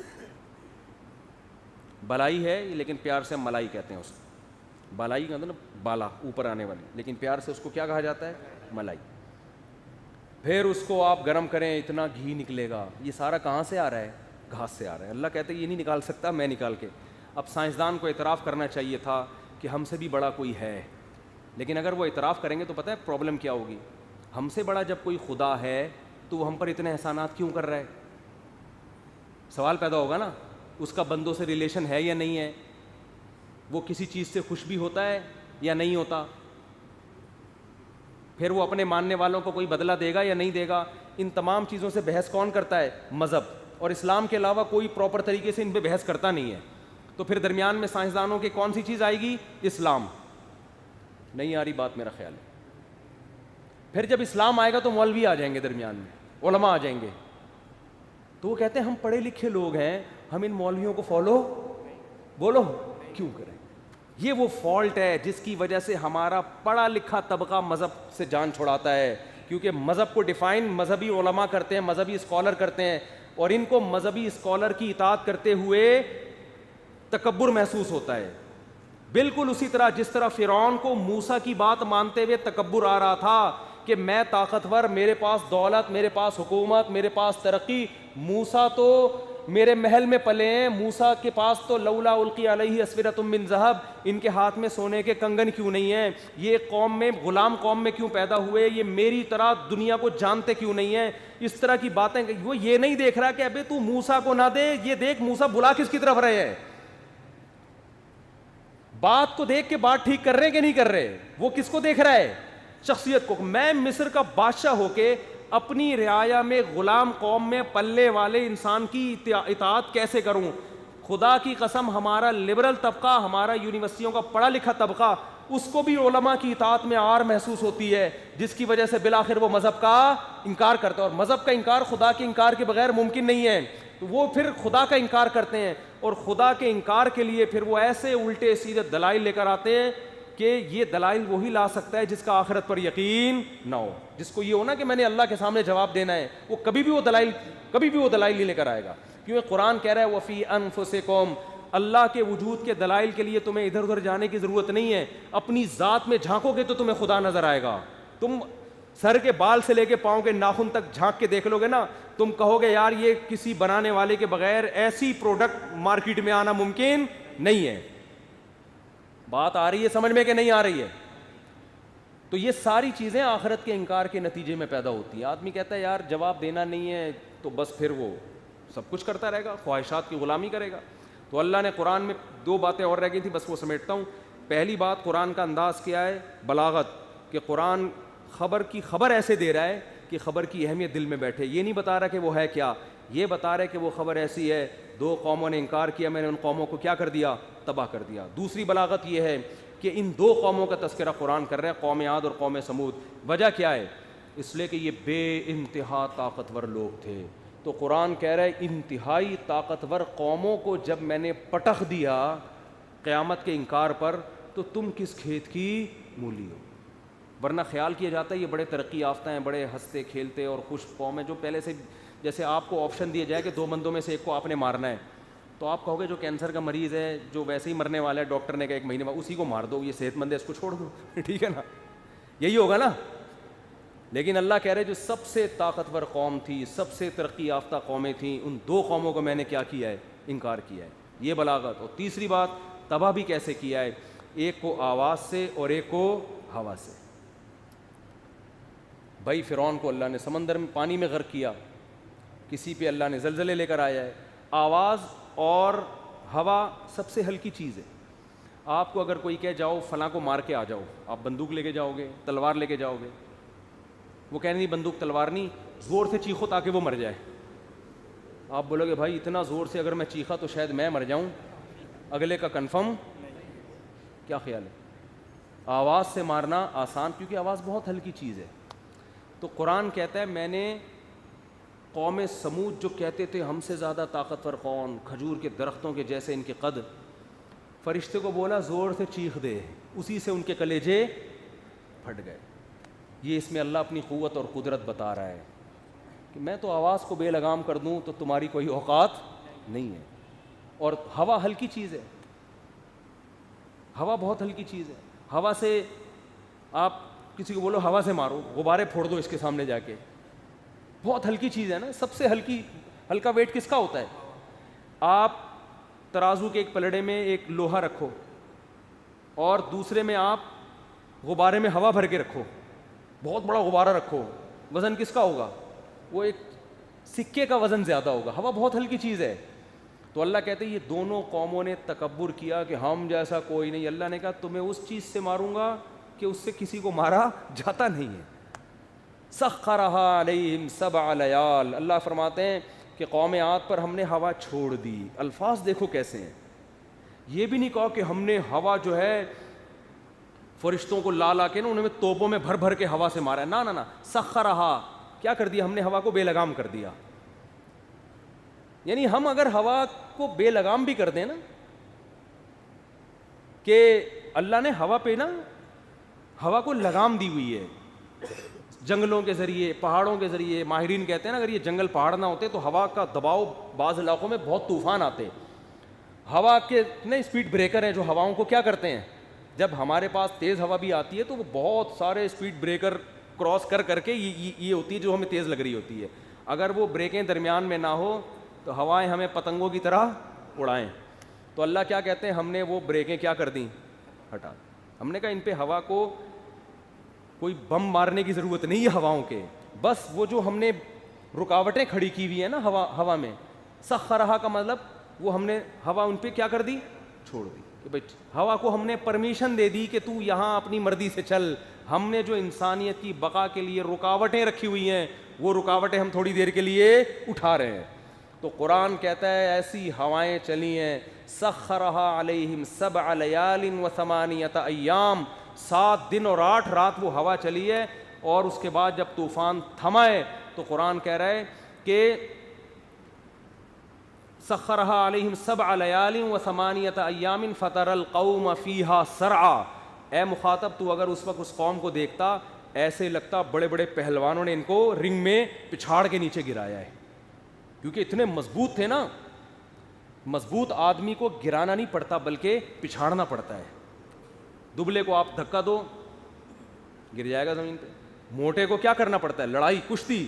ہوا نے ان سے کشتی لڑی ہے, ایسا یعنی قرآن کی بلاغت ہے. ہواؤں نے ان سے کیا لڑی ہے, کشتی. وہ بچ رہے تھے ہوا سے, ہوا نے ان کو کیا کیا ہے, پہلوانوں کی طرح اٹھا کے زمین پہ پچھاڑا ہے.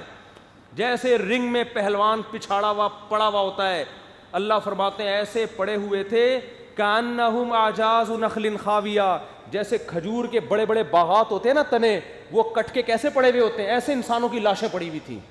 فہل ترى لهم من باقیہ. اے مخاطب تجھے ان میں سے ایک فرد بھی نظر آتا ہے؟ آج کوئی ہے جو کہے میرے باپ دادا قوم عاد سے ملتے تھے, میرا نسب کس سے ملتا ہے, قوم عاد. ایک شخص کو بھی اللہ نے زندہ نہیں چھوڑا. کیوں؟ انہوں نے کہا کہ قیامت واقع نہیں ہوگی. اتنا غضب آیا اللہ کو. اور آج کتنا آسان کر دیا گیا یونیورسٹیوں میں, مذہب کو ایک متنازع بنا دیا کہ یار یہ مولویوں کی باتیں ہیں, مذہب انسان کا. ایک خاتون لبرل قسم کی فون آیا, بالکل ایتھیسٹ, یعنی میں ایتھیسٹ ہوں, میں آپ کے بیانات بھی شوق سے سنتی ہوں, تو لیکن میں کسی مذہب کو نہیں مانتی, سب مذہب ٹھیک ہے. ایتھیسٹ کا مطلب وہ تو خدا کو نہیں مانتا. کہہ رہی میں نہیں مانتی لیکن کوئی مانتا ہے تو وہ بھی ٹھیک ہے, اس کے بھی اپنے دلائل ہوں گے, بس سب کو محبت سے رہنا چاہیے اور آپس میں جو ہے نا وہ بھی ٹھیک ہے وہ بھی ٹھیک ہے. میں نے کہا ایسا نہیں ہے. ایک آدمی کہہ رہا ہے دن کے 12 بج رہے ہیں, دوسرا کہہ رہا ہے رات کے 12 بج رہے ہیں, اور دونوں کیسے ٹھیک ہو گئے بھائی. اسلام کہہ رہا ہے ایک خدا ہے, ہندو کہہ رہا ہے نہیں کروڑوں اربوں خدا ہیں, اور کروڑوں اربوں میں اگر آپ 5 لیتے ہیں تو ہول سیل پہ اگر چھوڑو وہ زیادہ ہو جائے گی. تو ایک کہہ رہا ہے کہ بھئی آخرت ہے, قبر کا عذاب ہے, آخرت میں سزا ہے جزا ہے. دوسرا کہہ رہا ہے کوئی سزا اور جزا نہیں ہے. ایک کہہ رہا ہے کہ عیسیٰ ابن مریم اللہ کے بیٹے نہیں ہیں, خدا کی صرف ایک ہے, ساری مخلوق اللہ کی نظر میں برابر. تو یہ کیسی بات ہو گئی بھائی کہ سارے ٹھیک ہو گئے؟ تو بس اپنے نفس کو مطمئن کرنے کے لیے نا کہ ہم جو ہیں بڑے براڈ مائنڈڈ قسم کے, ہم تو بس انسانیت کے خیر خواہ ہیں. او بھائی سب سے پہلے جس نے پیدا کیا ہے نا, یہ ایسے بہن بھائی آپس میں کہ ہم ایک دوسرے کے خیر خواہ ہیں. ابا کیا کہہ رہے ہیں یہ دیکھنے کی ضرورت نہیں ہے. دیکھنے میں تو بڑے اچھے لگیں گے بہن بھائی, بڑی محبت سے رہ رہے ہیں, ابا اماں کا بالکل بھی کہنا نہیں مانتے, لیکن آپس میں تو اتفاق ہے نا. تو ابا اماں سے زیادہ ویلیو کس کی ہے؟ خدا کی ہے. باپ کی نعمت بھی خدا نے دی, ماں کی نعمت بھی خدا نے دی. تو یہ خدا کو تو قائل ہی نہیں ہے کہ اللہ کیا کہہ رہا ہے. بس آپس میں اچھے بن کے رہو, تھینک یو سے بات شروع کرو اور تھینک یو پہ بات ختم کرو اور سب ٹھیک ہیں. میں نہیں کہہ رہا کہ باقیوں پہ آپ کوئی, وہ تو اللہ نے ہی منع کیا ہوا ہے کہ غیر مسلموں کا بھی اللہ نے حکم دیا احترام کرو, کسی کو چھیڑو نہیں زبردستی. لکم دینکم ولی دین. اللہ نے کہا ہے کہ بھائی بتا دو حق کو, زبردستی حق منوانے کا تمہیں اختیار نہیں ہے, کیونکہ اللہ نے آخرت کا ایک دن رکھا ہوا ہے. لیکن اللہ نے یہ بتایا ہے کہ یہ ضرور بتا دو کہ نجات تمہاری اسلام میں ہی ہے. یہ دنیا میں اللہ نے حکم دیا ہے کہ نہ کسی ہندو کو چھیڑو نہ کسی عیسائی کو چھیڑو, کیونکہ حق ہم نے واضح کر دیا ہے. لیکن اللہ نے بتایا کہ ان کو یہ ضرور بتا دو کہ آخرت میں فہو فی الآخرۃ من الخاسرین, آخرت میں خسارے والوں میں سے. میری ابھی ایک ہندو سے ملاقات ہوئی قلات میں, تو میں تو بڑا براڈ مائنڈڈ تھا کہ بھئی ٹھیک ہے چلو, میں نے دیکھ لیا, وہ ان کے مندر بھی گیا, میں نے دیکھا کیا ہو رہا ہے. پھر میں نے کہا بھئی یہاں اتحاد سے رہتے ہیں, کوئی جھگڑا نہیں کرنا. بہت خوش تھے وہ. میں نے کہا کہیں اس خوش فہمی میں نہ آ جائیں کہ میں ان کو بھی صحیح سمجھتا ہوں. تو میں نے ان سے کہا, میں نے کہا دیکھو بھائی, آپ ہندو مذہب کو فالو کر رہے ہو, آپ نے میرا اکرام کیا, چائے پلائی, بڑی انہوں نے عزت دی مجھے. ہندوؤں کے وہ مہاراج تھے, ہم نے کہیں بچپن میں فلموں میں سنا تھا مہاراج کیا کر رہے ہو, وہ اس طرح کے نا ڈائلاگ سنے تھے. تو مجھے بڑا عجیب سا لگا نا, پرانی یاد آ گئی مہاراج. اچھا یہ وہ جو ہم نے بچپن میں فلموں میں دیکھا تھا وہ یہ ہوتے ہیں, ہوتا ہے نا مہاراج, ڈائلاگ ہوتے تھے نا مہاراج. کچھ آگے پورے جملے مجھے یاد نہیں آ رہے, پر مہاراج کا لفظ یاد رہ گیا. تو انہوں نے کہا کہ میں مہاراج ہوں. اڑے میں نے کہا اڑے تو بڑا پرانا لفظ ہے یار, آج ہم نے دیکھ بھی لیا آپ مہاراج ہیں. تو میں نے کہا اور خیریت سے ہیں, یہاں مسلمان آپ کو تنگ تو نہیں کرتے, کیونکہ وہاں تو سارے زیادہ تر بروہی مسلمان ہیں, پٹھان بھی ہیں کلات میں. تو میرا خیال ہے 95% کیا 97%, بلکہ 99% مسلمان ہوں, 1% ہندو ہیں. تو میں نے کہا کبھی تنگ تو نہیں کیا؟ کہہ رہے نہیں اللہ کا شکر ہے ہم تو صدیوں سے یہاں آباد ہے, آج تک کسی مسلمان نے ہم کو تنگ نہیں کیا. تو میں نے کہا ایک پیغام آپ ہندوؤں کو بھی دے دیں کہ اگر وہ کوئی ہندو مسلمانوں کو انڈیا میں تنگ کر رہا ہے تو وہ بھی تنگ نہ کرے. میں نہیں کہہ رہا کہ وہ تنگ کر رہے ہیں, اگر کوئی تنگ کر رہا ہے تو نہ کرے. وہ ریکارڈ ہوئی ہے, وہ انشاءاللہ اپلوڈ ہو جائے گا. تو بڑے اچھی موڈ میں گپ شپ ہوئی. میں نے چلتے ہوئے کہا, میں نے کہا دیکھو مہاراج ایک بات سمجھو, میں اگر اس کو اسلام کی تبلیغ کرتا تو پھر وہ ساری میٹنگ کا رخ چینج ہو جاتا. وہ کہتا ہے یار یہ اپنے مفاد کے لیے آئے ہیں, اور یہ اصل میں لیبل تو یہ لگایا مندر کا سروے کرنے آئے ہیں, اور ویسے اسلام کی یہ تبلیغ جماعت ہے جو اس شکل میں آ رہی ہے. تبلیغ والوں نے بھیجا, تو میں نے نہیں چاہ رہا تھا کہ مجھ پر یہ تبلیغ کا لیبل لگے. میں نے چلتے ہوئے ایک بات کی, مہاراج دیکھو تحقیق کر لو کون صحیح ہے کون غلط. میں نہیں کہہ رہا کہ اسلام صحیح ہے یا اسلام غلط ہے, میں یہ بھی نہیں کہہ رہا کہ ہندو مذہب صحیح ہے یا ہندو مذہب غلط ہے. مہاراج بات سمجھنے کی کوشش کرو. مجھے فلمی بھی پرانے یاد آ رہے ہیں نا. تو میں نے کہا بھی مہاراج اتنا ضرور کر لو کہ دنیا میں جتنے مذاہب ہیں نا جن میں بڑا اختلاف ہے, سارے ٹھیک نہیں ہو سکتے, کیونکہ ان کی تعلیمات ایک دوسرے کے بہت اپوزٹ. تو مجھے بھی چاہیے کہ میں تحقیق کروں, جو مذہب ٹھیک ہے میں اس کو فالو کروں. آپ کو بھی چاہیے کہ آپ تحقیق کریں, جو مذہب ٹھیک ہے ہم نے اس کو فالو کرنا ہے. آخرت میں اللہ ہمارے باپ دادا کی تقلید کو نہیں مانے گا. میں نے کہا آخرت میں اللہ یہ نہیں مانے گا میں چونکہ مسلمانوں کے گھر میں پیدا ہوا تو بس میں مسلمان ہوں, آپ ہندو کے گھر میں پیدا ہو گئے. تو اللہ کو ان سے غرض نہیں ہے, کیونکہ اگر اللہ اس بیس پہ بخشش کرے گا تو پھر جو چوروں کے گھر میں پیدا ہوا وہ چور بن سکتا ہے. وہ کہے گا اللہ مجھے چرسیوں کے گھر میں جب تو نے پیدا کیا تو میں چرس سپلائی کرتا تھا, میرا تو کام ہی یہی تھا, تو یہ ادھر چلے گا نہیں چلے گا. تو میں نے کہا اسی طرح مسلمان صحیح ہیں یا غلط ہیں, ہندو صحیح ہیں یا غلط ہیں, میں نے کہا اس پہ ہم بحث نہیں کرتے, لیکن بہرحال ہم مہاراج ہم کو یہ تحقیق کرنی چاہیے. وہ مسکرا دیے, چائے پئیں آپ اور پتلی گلی سے نکلیں. خیر ہم یہ تو نہیں کہا پتلی گلی سے ہم چائے پیے, پتلی گلی سے ہم نکل لیے. باقی مہاراج کی مرضی بھائی, جنت میں جانا چاہیں یا جہنم میں, لیکن ہم نے وہاں ترغیب دی بھائی ان کا خیال کرو, یہ بیچارے اقلیت میں ہیں. اسلام تو یہی کہتا ہے نا, یہاں تک کہ ہے کہ ذمی کو اگر کوئی نقصان پہنچائے تو نبی نے کیا فرمایا, قیامت میں اس سے بدلہ لوں گا. تو اسلامی ملکوں میں رہنے والے غیر مسلموں کے بڑے حقوق ہیں اسلام میں, لیکن اسلام نے یہ بتا دیا کہ بیٹا یہ دنیا تک ہی ہیں, آخرت میں اللہ معاف نہیں کرے گا. بلکہ اسلام تمہیں یہ پروٹوکول دے اس لیے رہا ہے تاکہ تم یہ نہ کہو کہ ہم پہ جبری اسلام مسلط کیا گیا ہے. تم آزاد ہو کے غور کرو, کیونکہ پھر آزمائش نہیں ہوتی. ایگزامینیشن ہال میں گن پوائنٹ پہ اگر پرچہ حل کروایا جائے پھر پاس ہونے کا مزہ تھوڑی ہے. ایگزامینیشن ہال میں تو آپ کو لا کے بٹھایا جائے گا, پیپر رکھ دیا جائے گا, آپ بٹن دبائیں گے چائے آئے گی, بٹن دبائیں گے پانی آئے گا. ایگزامینر کبھی نہیں تھپڑ مارے گا بے حل کر کیوں بیٹھا ہوا ہے, وہ کہے گا تیری مرضی میرے بھائی, یہ ایگزامینیشن ہال ہے, یہ رزلٹ کا دن نہیں ہے. تو ابھی کوئی مندر میں جا کے پتھروں کی عبادت کرے, کوئی عیسیٰ کو اللہ کا بیٹا کہے, کوئی یہودیت اختیار کرے, کوئی سکھ بن جائے, اور کوئی اللہ ہی کے وجود کا انکار کر دے, اللہ کہہ رہے ابھی کچھ نہیں ہونے والا, یہ ایگزامینیشن ہال ہے, تمہاری مرضی ہے. لیکن اللہ فرماتے ہیں الذین ضل سعیہم فی الحیاۃ الدنیا وہم یحسبون انہم یحسنون صنعا. کچھ لوگ ایسے ہیں جو سمجھ رہے ہیں ہم بہت اچھا کر رہے ہیں, آخرت میں پتہ چلے گا کہ آپ بالکل بھی اچھا نہیں کر رہے تھے, آخرت میں آپ کو پتہ چلے گا. تو اس لیے اسلام کا ایک دعویٰ ہے من یبتغی غیر الاسلام دینا, جو اسلام کے علاوہ کسی اور کو فالو کرے گا اللہ فرماتے ہیں لن یقبل منہ, بالکل قبول نہیں کروں گا. سمجھتے ہو کہ نہیں سمجھتے؟ بالکل بھی نہیں مانوں گا, ہرگز نہیں. اے اللہ سزا کیوں نہیں دے رہا پھر؟ اللہ فرماتے ہیں وَهُوَ فِي الْآخِرَةِ مِنَ الْخَاسِرِينَ, سزا کہاں ملے گی؟ آخرت میں. وہ یہ ایگزامینیشن ہال ہے. تو اس لیے اسلام میں اتنا ہلکا معاملہ نہیں ہے جو مرضی کرتے رہو. اللہ کہہ رہے ہیں کرتے رہو لیکن پکڑوں گا میں ضرور, چھوڑ کے ہم نے آزاد نہیں چھوڑا تمہیں.